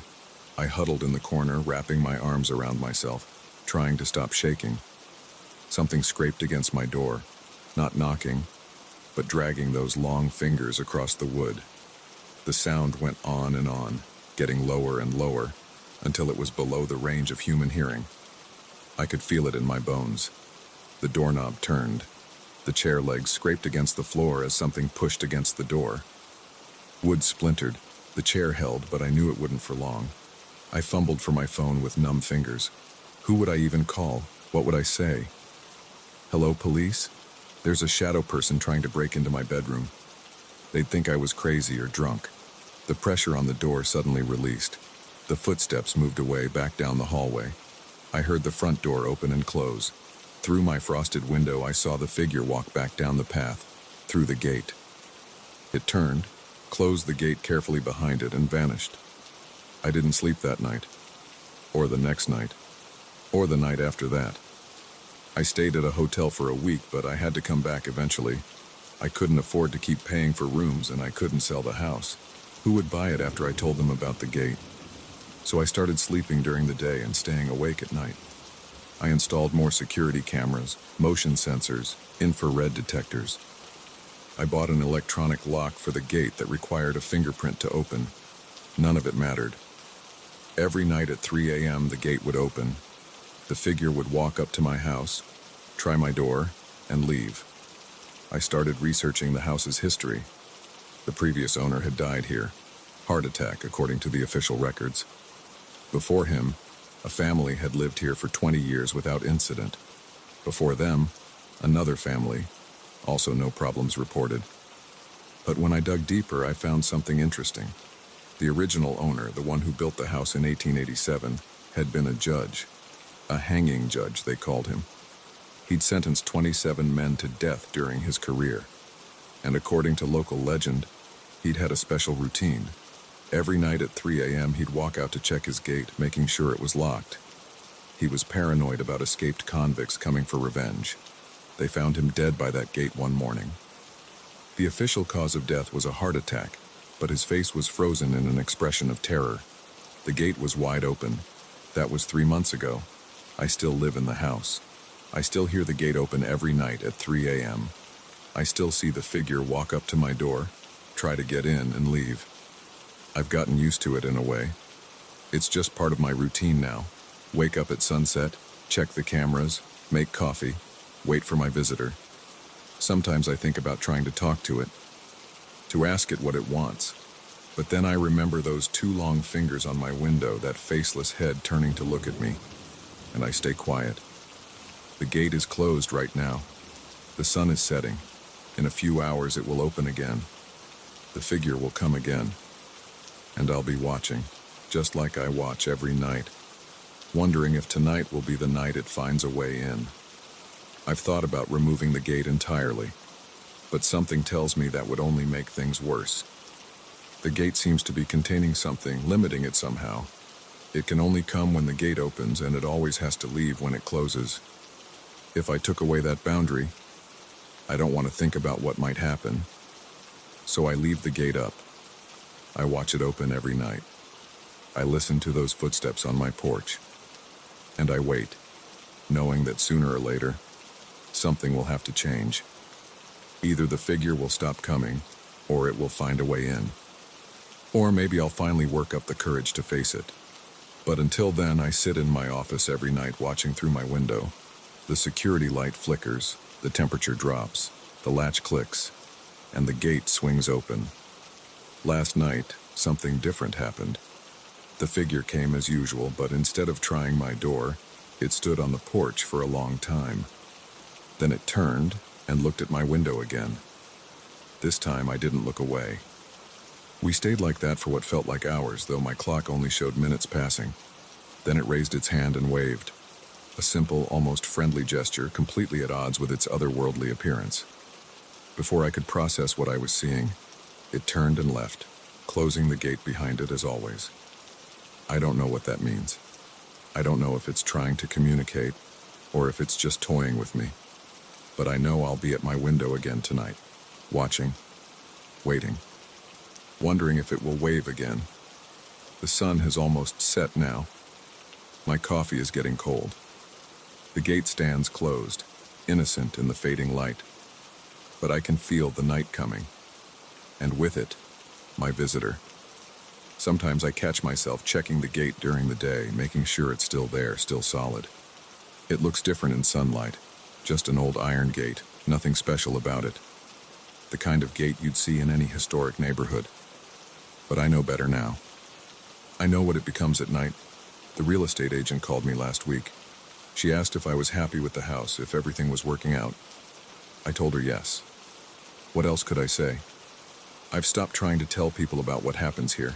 They either don't believe me or they suggest psychiatric help, so I keep it to myself. I maintain my nocturnal schedule.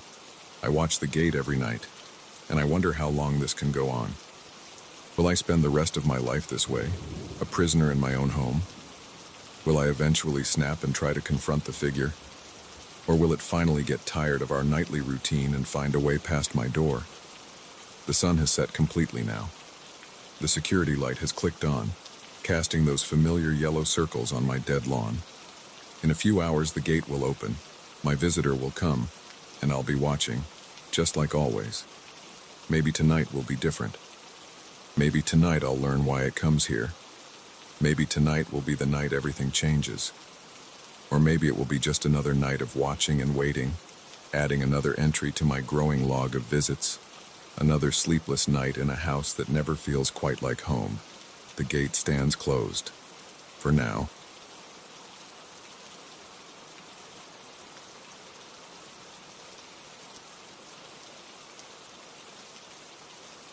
I don't usually work this late, but tonight was different.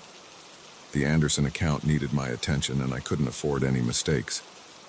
The clock on my computer showed 11:47 p.m. when it happened. Everyone else had left hours ago.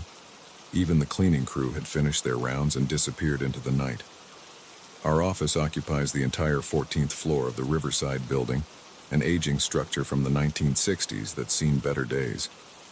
During the day, it's filled with the usual sounds of business: phones ringing, keyboards clicking, people talking. But at night, it becomes something else entirely. I was hunched over my desk, reviewing spreadsheets, when I heard it. A phone ringing. Not the modern digital ring of our office phones, but an old-fashioned bell ring, the kind you'd hear in movies from the 1950s. It was coming from down the hall. My neck tensed up. That section of the office had been abandoned since the company downsized 3 years ago. We used it for storage now. Old furniture, broken equipment, files nobody needed anymore. Nobody had any reason to put a working phone there. The ringing continued. 4 rings. 5. 6. Each ring sent a jolt through my spine. I stood up, my chair squeaking against the floor. The fluorescent lights hummed overhead as I walked toward the sound. My footsteps echoed on the thin carpet. With each step, my heart beat faster. The storage area door was closed. I hadn't opened it in months. The brass handle felt cold against my palm as I turned it. The door creaked. We never oiled these hinges anymore. The ringing got louder. In the darkness, I could make out shapes of stacked chairs and filing cabinets. The phone rang again, and now I could pinpoint its location. It was coming from behind a pile of old desk partitions. I pulled out my phone and switched on its flashlight. The beam cut through the darkness, revealing dust particles floating in the air. The ringing seemed to get more urgent. Moving around the partition, I saw it. An old black rotary phone sitting on a desk pushed against the wall. It was one of those heavy bell telephones from decades ago, its coiled cord gray with dust. My hand shook as I reached for the receiver. The plastic felt grainy under my fingers. I lifted it to my ear. "Hello?" Static crackled on the line. Then a voice spoke, deep, raspy, like someone who'd smoked too many cigarettes for too many years. "I can see you." My entire body went cold. The voice was clear, no static now. "Who is this?" I demanded, but my voice came out weak. "Red tie, blue shirt. You loosened the tie 3 hours ago. There's a coffee stain on your left sleeve." I looked down at my clothes. Everything the voice described was exactly right. Sweat broke out on my forehead. "What do you want?" I tried to sound tough, but the tremor in my voice gave me away. "Look at the window behind you." I spun around. The office's floor-to-ceiling windows showed the city lights spread out below. And there, in the reflection, I saw myself, and nothing else. Just my own pale face staring back. "I don't see anything," I said into the phone. "Not that window. The building across the street. 14th floor. 3rd window from the left." My eyes darted to where the voice directed. The building across the street was an older office tower, similar to ours. Most of its windows were dark, but there, on the 14th floor, 3rd window from the left, I saw a faint light. "Who are you?" I whispered. The voice chuckled. The sound made my skin crawl. I slammed the receiver down. My hands were shaking so badly I almost dropped my phone. I aimed its light at the back of the old telephone, following the cord to the wall. There was no jack. The cord ended in a frayed stub. The phone wasn't connected to anything. I backed away from the desk, stumbling over a chair. My elbow hit a filing cabinet, sending pain shooting up my arm. I needed to get out of there. As I turned to run, the phone rang again. I froze. The ringing filled the room, impossibly loud now. Against every instinct screaming at me to run, I found myself reaching for the receiver again. "Stop this," I said. "You should check your email," the voice said. A notification sound pinged from my phone. New email. With trembling fingers, I opened my inbox. The new message had no subject line, no sender address, just an attachment, a JPEG file. I opened it. The photo showed me, standing exactly where I was, holding the phone to my ear with one hand and my cell phone in the other. The image was taken from across the street, through a window. The timestamp on the photo was from 30 seconds ago. "How are you doing this?" My voice cracked. "I've been watching you for weeks now. You stay late every Tuesday and Thursday. You order the same sandwich from the deli on the corner. Turkey on rye, no mayo. You talk to yourself when you think no one's around." My throat closed up. Everything the voice said was true. "What do you want from me?" "Look at your computer screen." I turned toward my desk, visible through the storage room doorway. My computer screen had gone black, even though I knew I'd left spreadsheets open. As I watched, words began appearing, as if someone was typing them. "I know what you did." "I haven't done anything," I said into the phone. "The Anderson account. The numbers you've been changing. The money you've been moving. Did you think nobody would notice?" My stomach dropped. The voice was right. I'd been cooking the books for months, siphoning small amounts into an offshore account. Small enough that I thought no one would catch it. "How did you—" "The question isn't how I know," the voice interrupted. "The question is, who else am I going to tell?" A new email notification pinged. This one contained documents, screenshots of transactions, account numbers, dates, amounts. Everything I'd tried to hide. "What do you want?" I asked again, but I already knew the answer. 500,000. Bitcoin. I'll send the wallet address in a minute. "You have until midnight tomorrow." "That's impossible. I don't have that kind of money." "The Anderson account does, and you know how to move it, just like you've been doing, but bigger this time." "One last transaction." "I can't." "Third drawer down, right side of your desk," the voice said. "The bottle of scotch you keep there. You'll need it tonight while you work. And don't bother trying to trace this call. You already saw the phone isn't connected." The line went dead. I lowered the receiver slowly. My shirt was soaked with sweat. Looking at my computer screen again, I saw the threatening message had disappeared. My spreadsheets were back, showing the Anderson account I'd been manipulating. Another email arrived. Just a string of numbers and letters, a Bitcoin wallet address. I walked to my desk on shaky legs, opened the third drawer on the right. The bottle of scotch was there, just where the voice said it would be. My phone buzzed with a text message from an unknown number. The clock is ticking, and I'm still watching. I looked at the window, at the building across the street. The light in that window was gone now, but I knew someone was there, in the darkness, watching. They had evidence of everything I'd done, everything I'd tried to hide. I opened the scotch bottle and poured a generous amount into my coffee mug. The voice was right. I'd need it tonight. I had work to do, numbers to change, money to move. Bigger numbers this time. One last transaction. As I pulled up the Anderson account files, my phone buzzed again. "Smart choice. Don't forget, midnight tomorrow. And remember." I looked up at the window. "I can see you." I worked through the night, the scotch burning in my throat, my fingers flying over the keyboard as I committed bigger crimes to cover smaller ones. The phone in the storage room never rang again. It didn't need to. The voice had made its point. When dawn came, I was still at my desk, the bottle nearly empty, the transactions complete. $500,000, converted to Bitcoin, waiting to be transferred. I'd bought myself another day of freedom, but I knew it wouldn't end here. Someone had been watching me, recording everything. They knew my patterns, my habits, my secrets. As I packed up my things, a final email arrived. No sender address, no subject line. Just 3 words. "See you tomorrow." I looked at the window one last time before leaving. The morning sun reflected off the building across the street, making it impossible to see inside that window on the 14th floor. But I knew someone was there. Someone was always there now. The old phone sat silent in the storage room as I walked past, its disconnected cord a reminder that some things don't need wires to reach out and grab you. Some things just need to watch and wait and know your secrets. I left the office with the taste of scotch in my mouth and fear in my gut. I had 24 hours to figure out my next move. But with every step I took, every corner I turned, I felt eyes on me.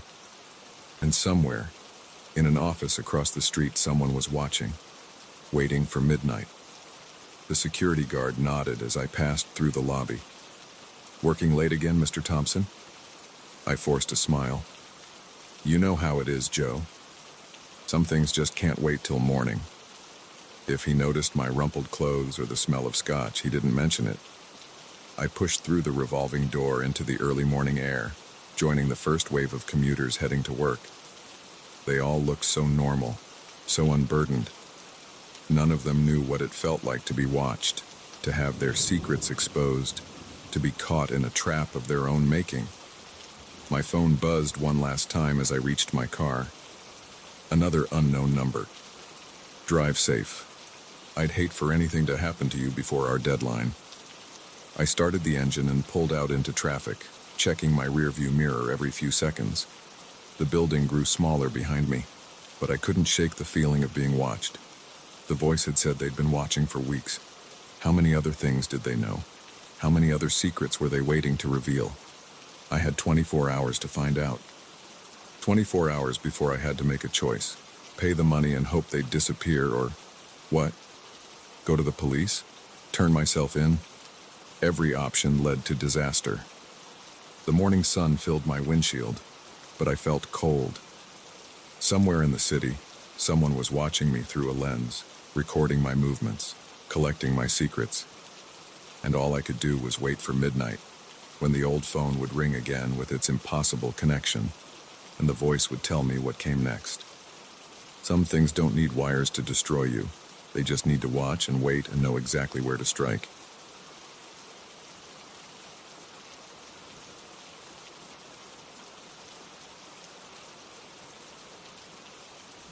The security system showed all doors locked.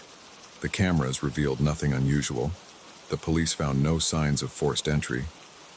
But I know what I saw that night, and those wet footprints leading to my front door couldn't have appeared by themselves. I've replayed the events in my head 1,000 times trying to make sense of it. This is what happened. I woke up at 3:17 a.m. on Tuesday.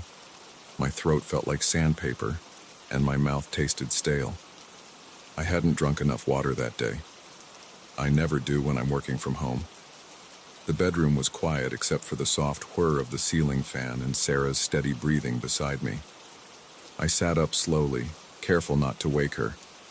The springs in our old mattress creaked despite my efforts. Sarah stirred but didn't wake. I swung my legs over the side of the bed, my bare feet touching the cold hardwood floor. The house settled around me with small creaks and groans. Normal sounds I'd heard 100 times before. The hallway was dark when I opened the bedroom door.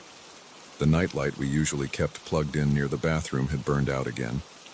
I made a mental note to replace it in the morning. My eyes adjusted slowly to the darkness.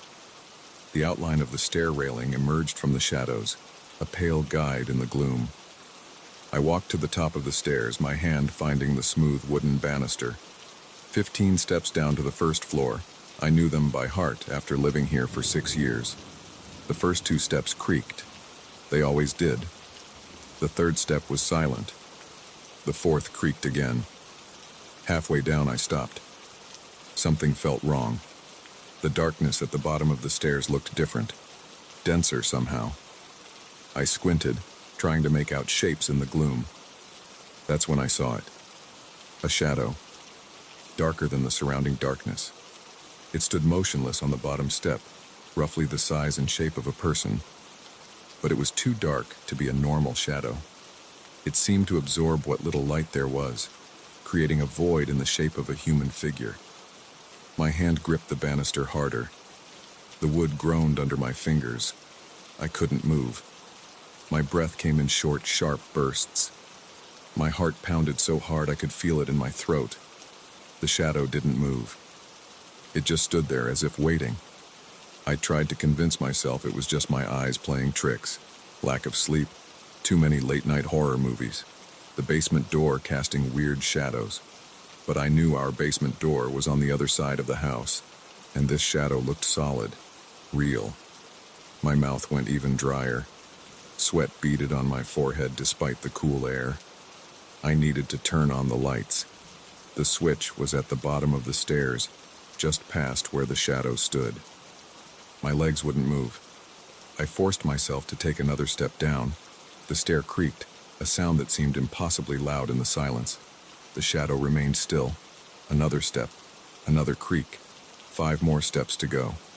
The shadow stayed where it was, but I could have sworn it grew slightly darker. 4 steps left.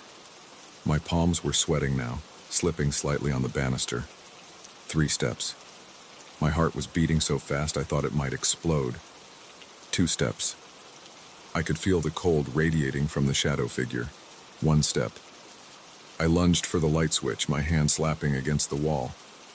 Light flooded the stairwell. The shadow vanished instantly like it had never been there at all. I stood frozen, gasping for breath, my hand still pressed against the switch. The stairwell looked normal.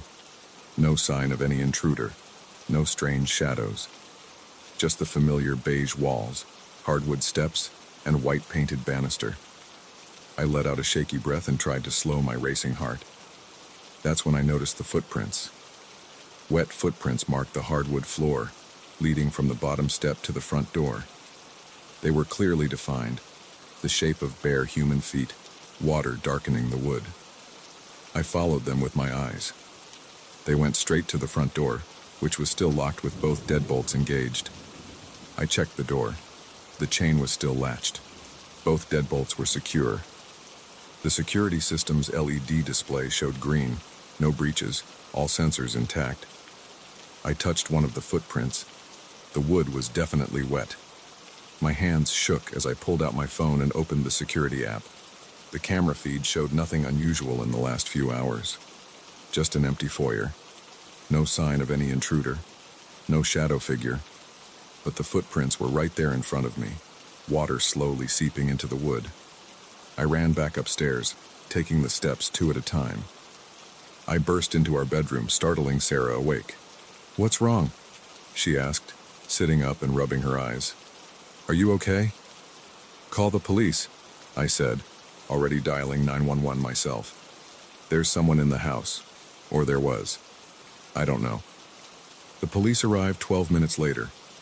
2 officers swept the house while I explained what happened. They found nothing. No signs of forced entry. No evidence anyone had been in the house. Even the wet footprints had mostly dried by then, leaving only faint marks on the wood. "Your security system's been armed all night," one officer said, checking the control panel. "No alerts, no sensor trips. All windows are locked from the inside. Both door deadbolts were engaged when we got here." "But the footprints," I insisted. "They were wet. And I saw something on the stairs." The officers exchanged looks. I knew how it sounded, but I hadn't imagined it. The shadow had been real. The footprints had been real. They took my statement and left, promising to patrol the area more frequently for the next few nights. Sarah tried to convince me it was just stress, lack of sleep, an overactive imagination. Maybe she was right. But I couldn't shake the feeling of wrongness that lingered in the house. I didn't sleep the rest of that night. I sat in the living room with all the lights on, watching the security camera feeds on my laptop. Nothing unusual appeared. The house stayed quiet. But every few minutes my eyes were drawn to the front door, where faint marks still showed where the wet footprints had been. The next day, I installed more security cameras and motion sensors. I replaced every light bulb in the house with brighter ones. I even hired a locksmith to add a 3rd deadbolt to the front door. Sarah thought I was overreacting, but she didn't argue. She hadn't seen what I saw. 3 days passed without incident. The security system recorded nothing unusual. The new cameras showed only empty rooms and hallways. The motion sensors stayed quiet. I started to think maybe Sarah was right. Maybe it had been stress or exhaustion playing tricks on my mind. Then came Friday night. I was working late in my home office, trying to finish a project due Monday. Sarah had gone to bed hours ago. The house was silent except for the soft clicking of my keyboard and the hum of my computer. At 2:43 a.m., the temperature in my office dropped suddenly. I could see my breath in the air. The computer screen flickered once, twice, then stabilized. That's when I heard it. Footsteps on the stairs. Slow, wet sounds, like someone walking with soaked feet. My whole body went cold. The footsteps continued, one at a time, moving down the stairs. I pulled up the security camera feeds on my second monitor. The stairwell camera showed an empty staircase, but I could still hear the wet footsteps. Step, step, step. I switched to the foyer camera. Nothing there either, but the footsteps kept coming. My hands shook as I reached for my phone to call the police again. The footsteps reached the bottom of the stairs. Then silence. I held my breath, straining to hear any sound. The temperature dropped even lower. Frost began forming on my office window, on the inside. A shadow passed by my office door. Not a normal shadow cast by something moving in the hallway. This was the same darkness I'd seen on the stairs, a void in the shape of a person. It paused outside my door. I could feel it waiting there. The door handle began to turn slowly. I watched, paralyzed, as it rotated degree by degree. The latch clicked. The door swung open. Nothing stood in the doorway. But the darkness there was wrong, deeper than it should have been. And it was moving, flowing into my office like black smoke, but keeping its human shape. I scrambled backward, knocking over my chair. My phone clattered to the floor. The shadow figure took another step forward. The temperature plummeted. My teeth started chattering. The shadow raised what might have been an arm, reaching toward me. I lunged for the light switch. My fingers found it, flipped it up. Bright light flooded the office. The shadow vanished instantly. The temperature began rising immediately. I stood there shaking, my back pressed against the wall, staring at the empty doorway. Wet footprints led from the stairs to my office door. As I watched, they began to dry and fade, disappearing like they'd never been there at all. I checked the security footage again. The cameras showed nothing, just empty hallways and stairs. But when I played back the audio, I could hear the wet footsteps clear as day. I woke Sarah and told her what happened. This time she believed me. She'd heard the footsteps in her sleep, she said, but thought she'd been dreaming. We packed a bag and went to stay with her parents. The police came again the next day. Again, they found nothing. No signs of forced entry. No evidence anyone had been in the house. The security system hadn't registered any breaches. The cameras had recorded nothing unusual. We hired a private security company to sweep the house. They found nothing. We brought in a plumber to check for water leaks that might explain the wet footprints. He found nothing wrong. We even hired a paranormal investigator, though I felt ridiculous doing it.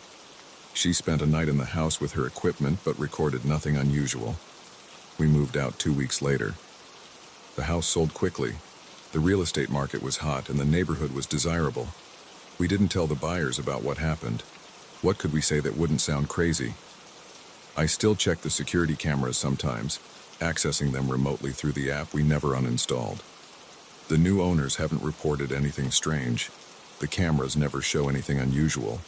But sometimes, late at night, I swear I can hear wet footsteps through the audio feed. The police never found an explanation for what happened. The security company couldn't explain it. The cameras never caught anything. But I know what I saw. I know what I heard. And sometimes, on rainy nights when I wake up thirsty, I take a bottle of water to bed with me, just in case. I've tried to find similar stories online. Reports of shadow figures, wet footprints, cold spots. I've found a few that sound similar, but nothing exactly like what we experienced. Part of me hopes I never find a matching story, because that would mean whatever was in our house that night might be in other houses too. The footprints were real. The shadow was real. The cold was real. I don't know what it was or why it came to our house. I don't know where it went, but I know it was there. And sometimes when I'm alone at night, I wonder if it's still there, walking those stairs with wet feet, waiting in the darkness for someone else to come down for a glass of water. The security system never showed a breach. The cameras never caught an intruder. The doors stayed locked. But something was in that house. Something that left wet footprints but didn't trip motion sensors. Something that could appear and disappear with the lights. Something that looked like a shadow but moved like a person. I don't go downstairs at night anymore. We installed a mini fridge in our new bedroom. I keep bottles of water in it. The stairs in our new house creak too, but I've never counted how many there are. I don't want to know. I don't turn on lights in empty rooms. I don't check dark corners. And I never ever look for shadows at the bottom of the stairs. But sometimes when it rains, I think I hear wet footsteps. And sometimes out of the corner of my eye, I see something darker than darkness waiting, just waiting.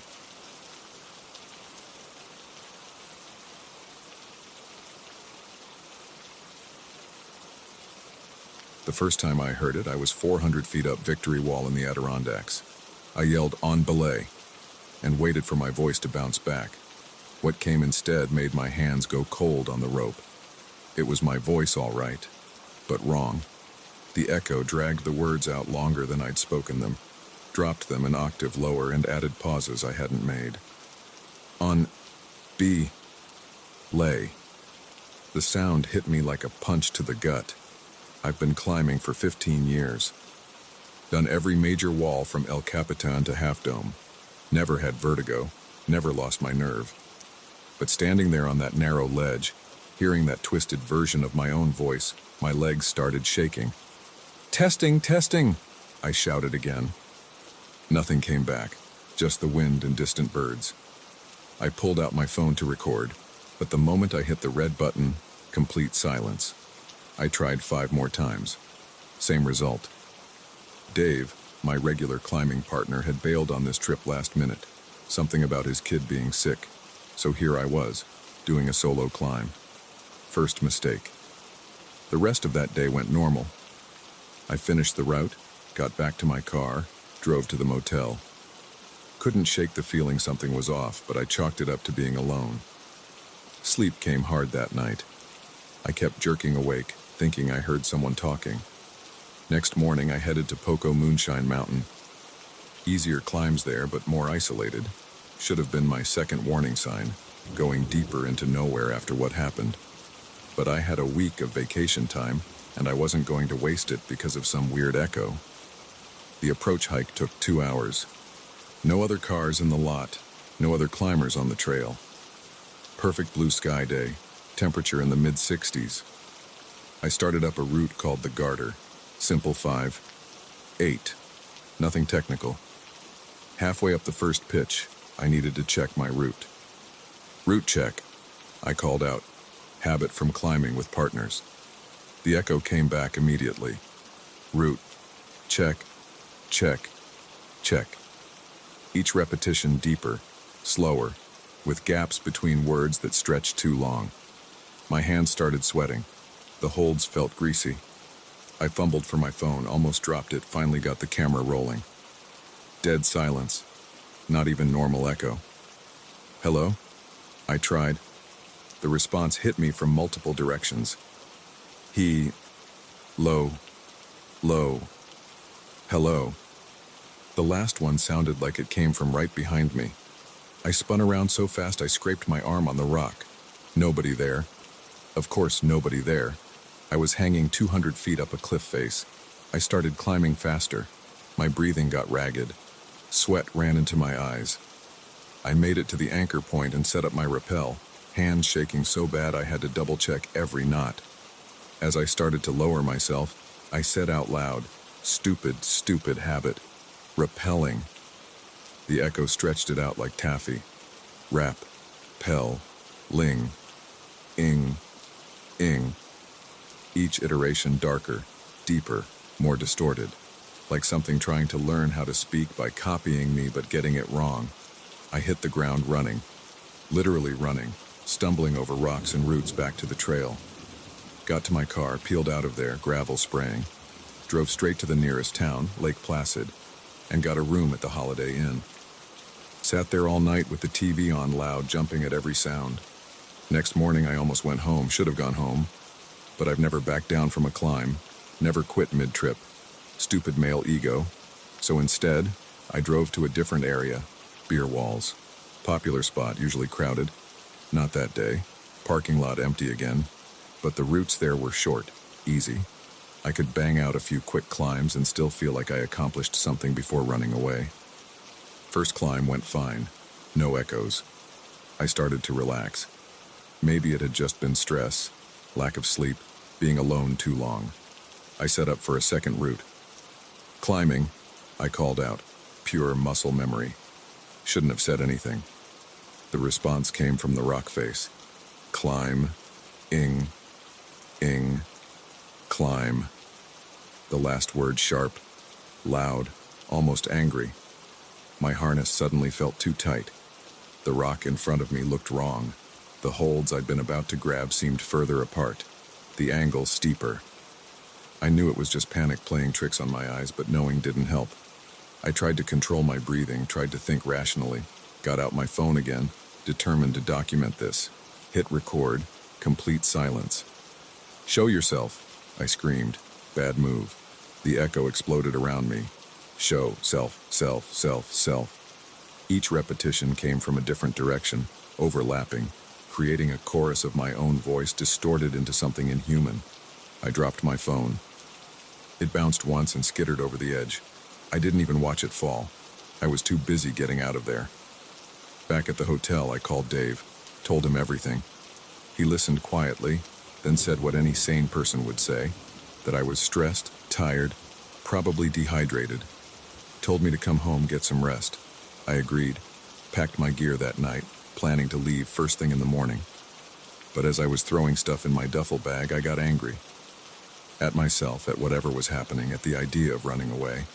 I've never left a climbing trip early, never. So I stayed. Picked the most popular wall in the area, Cathedral Ledge. Places usually crawling with climbers, tourists, families taking photos. No way I'd be alone there. Except I was. Not another soul in sight when I pulled into the lot at sunrise.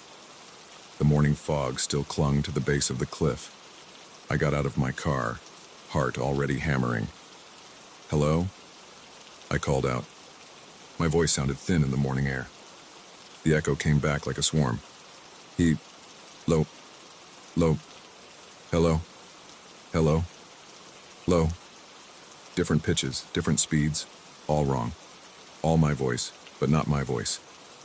I started walking backward toward my car. My foot hit something, my chalk bag fallen from my hand. I bent to grab it. The voices stopped. I straightened up slowly. Silence. Complete silence. Not even birds or wind.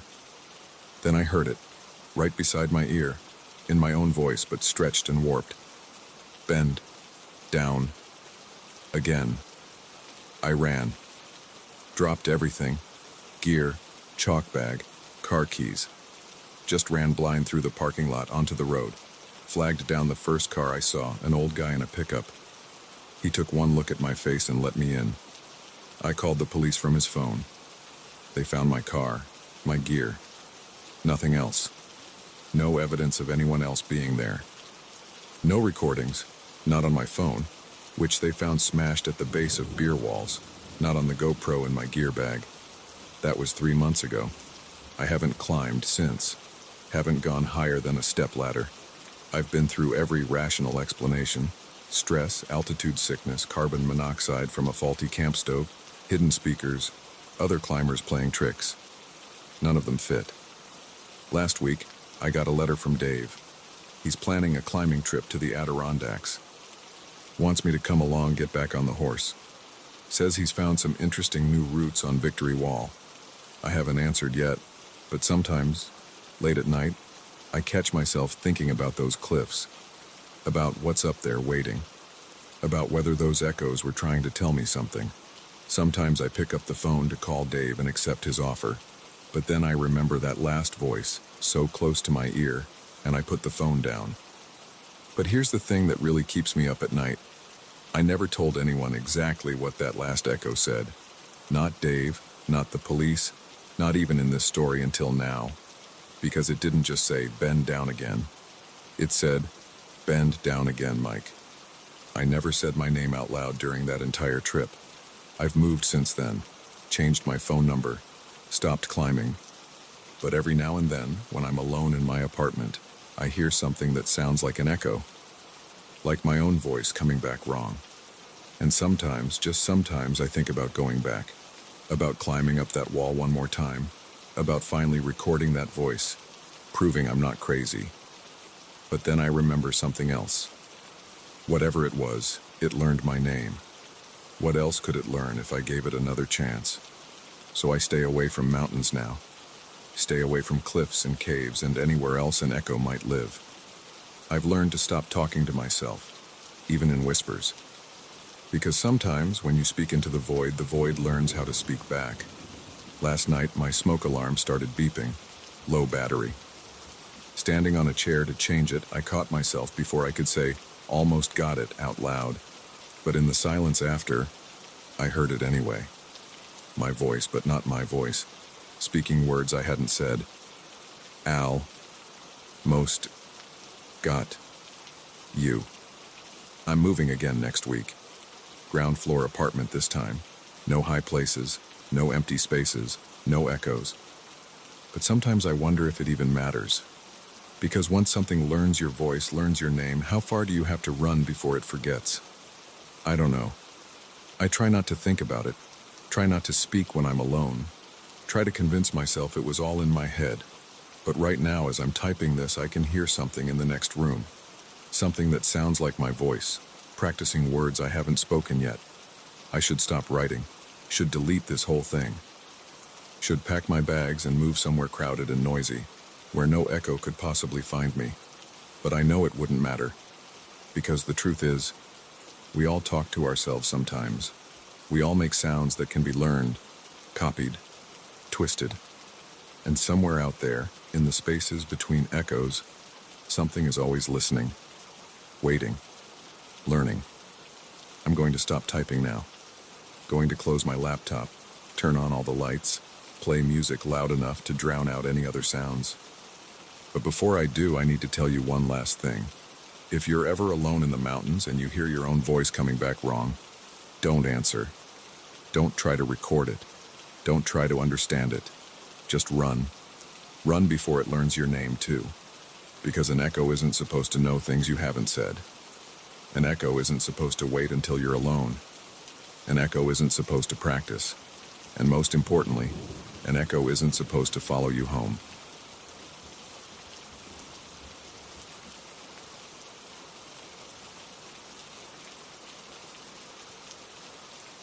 I noticed the clouds had moved when I was eating breakfast on Tuesday morning. Just a slight shift to the right. Barely noticeable, really. I probably wouldn't have caught it if I hadn't been staring at that damn painting while drinking my coffee. Like I'd done every morning since hanging it in my living room the previous Friday. I'd found it at Randy's Antiques and Oddities, one of those cramped thrift stores that smell like old books and mothballs. The price tag read $35, which seemed fair for an oil painting that size, even if it wasn't anything special. Just a landscape, rolling hills, a few trees, and an old farmhouse in the distance under a partly cloudy sky. The brushwork was rough but competent. The frame needed cleaning, but the wood was solid. "Nice find," Randy had said when I brought it to the counter. "Been here about 3 weeks. Guy brought it in with a bunch of other stuff from his grandmother's estate." He'd wrapped it in brown paper and I'd carried it home under my arm, feeling pretty good about my bargain hunting skills. The painting looked decent enough above my couch. The muted colors, greens, browns, and grays, worked with my furniture. My ex-wife Janet always said the walls needed something, and now they had it. I took a picture and texted it to her, but she didn't respond. Typical. But now, 4 days later, those clouds were definitely in a different position. I set down my coffee mug and walked closer to the painting. The white cumulus clouds that had been clustered on the left side of the canvas were now spread across the center. I blinked hard and looked again. Same thing. "That's not possible," I said out loud to my empty living room. I pulled out my phone and found the photo I'd taken on Friday, held it up next to the painting. The clouds had absolutely moved. I told myself it had to be a trick of the light, or my memory playing games. Paintings don't change. I went to work and tried to forget about it. By Wednesday evening, I couldn't deny it anymore. The farmhouse in the distance was closer now, bigger. Before, it had been a tiny structure, just a suggestion of a building, really. Now I could make out individual windows, weathered red paint on the siding, missing shingles on the roof.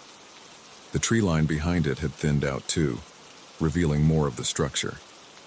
I spent an hour taking photos of the painting from different angles, comparing them to my original picture from Friday. The changes were subtle but unmistakable. The landscape was shifting, coming into sharper focus, like someone was slowly adjusting a camera lens. My hands shook as I dialed Randy's number. The shop was closed, but he answered on the fourth ring. "Yeah? Randy, it's Mike Sullivan. I bought a painting from you last Friday, the landscape with the farmhouse." "Oh sure, I remember. Something wrong with it?" "Do you know anything about its history, where it came from, who painted it?" "Like I said, estate sale stuff. The guy who brought it in didn't know much either. His grandmother had it in her attic for years." "Why?" I hesitated. "Have you ever heard of paintings changing?" Silence on the line. Then Randy cleared his throat. "Changing how?" "Never mind. Thanks anyway." I hung up before he could respond. That night I couldn't sleep. I kept getting up to check the painting, turning on lights, taking more photos. Around 3 a.m. I noticed something new. A figure in one of the farmhouse windows. Just a dark shape, but it hadn't been there before. I was sure of it. Thursday morning I called in sick to work. I needed to watch the painting to document what was happening. I set up my laptop on the coffee table and started a video recording. Hour after hour, nothing seemed to change. But when I played back the footage at high speed, I could see it. The subtle shifts in light and shadow, clouds drifting, branches swaying in a wind I couldn't feel. The figure in the window moved too. It came closer to the glass, became more defined. By sunset, I could make out the shape of a face. Gaunt, hollow-eyed, staring out at me. I should have taken the painting down then. Should have burned it or thrown it in a dumpster. But I couldn't look away. I needed to know what would happen next. Friday morning, the farmhouse filled most of the canvas. The original rolling hills were gone, replaced by dead brown grass and bare earth. The remaining trees were twisted and black, their branches reaching toward a sky that had turned the color of bruised flesh. The face in the window was clearly visible now. An old woman, her skin gray and sunken, her eyes completely black. She was smiling. I spent the day pacing, drinking too much coffee, taking photos and videos. The changes were happening faster now. The dead grass crept closer to the frame. The sky darkened. More faces appeared in other windows, all with the same black eyes, the same horrible smiles. By midnight, I could hear it, a low humming sound coming from the painting, like distant machinery or chanting. When I put my hand near the canvas, the air felt cold and wrong, like the space around it was warped somehow. The faces pressed against their windows, watching me. Their mouths moved, forming words I couldn't quite make out. The humming grew louder. I tried to take the painting down, but my fingers went numb when I touched the frame. The cold spread up my arm, into my chest. I stumbled back, gasping. The front door was frozen shut when I tried to leave. My phone had no signal. The humming filled the whole house now, vibrating in my teeth and bones. It's Saturday morning as I write this. The painting covers most of the wall now. The farmhouse looms over me, its windows like empty eye sockets. The faces crowd against the glass, their black eyes fixed on me, their mouths open in silent screams or laughter. The dead grass has begun to grow out of the frame. I can smell decay now, earth and rot and something else, something older and worse. The humming is in my head, drowning out my thoughts. My fingers are going numb again. They're calling my name. The faces in the windows, they know me. They've been waiting for me. The old woman is beckoning, her gray hand pressed against the glass, her smile growing wider and wider until it splits her face. The frame is gone. I can't tell where the painting ends and my living room begins. The cold is everywhere. The grass is touching my feet. I think they're coming out. I think I'm going in. God help me. I think I'm finally going home.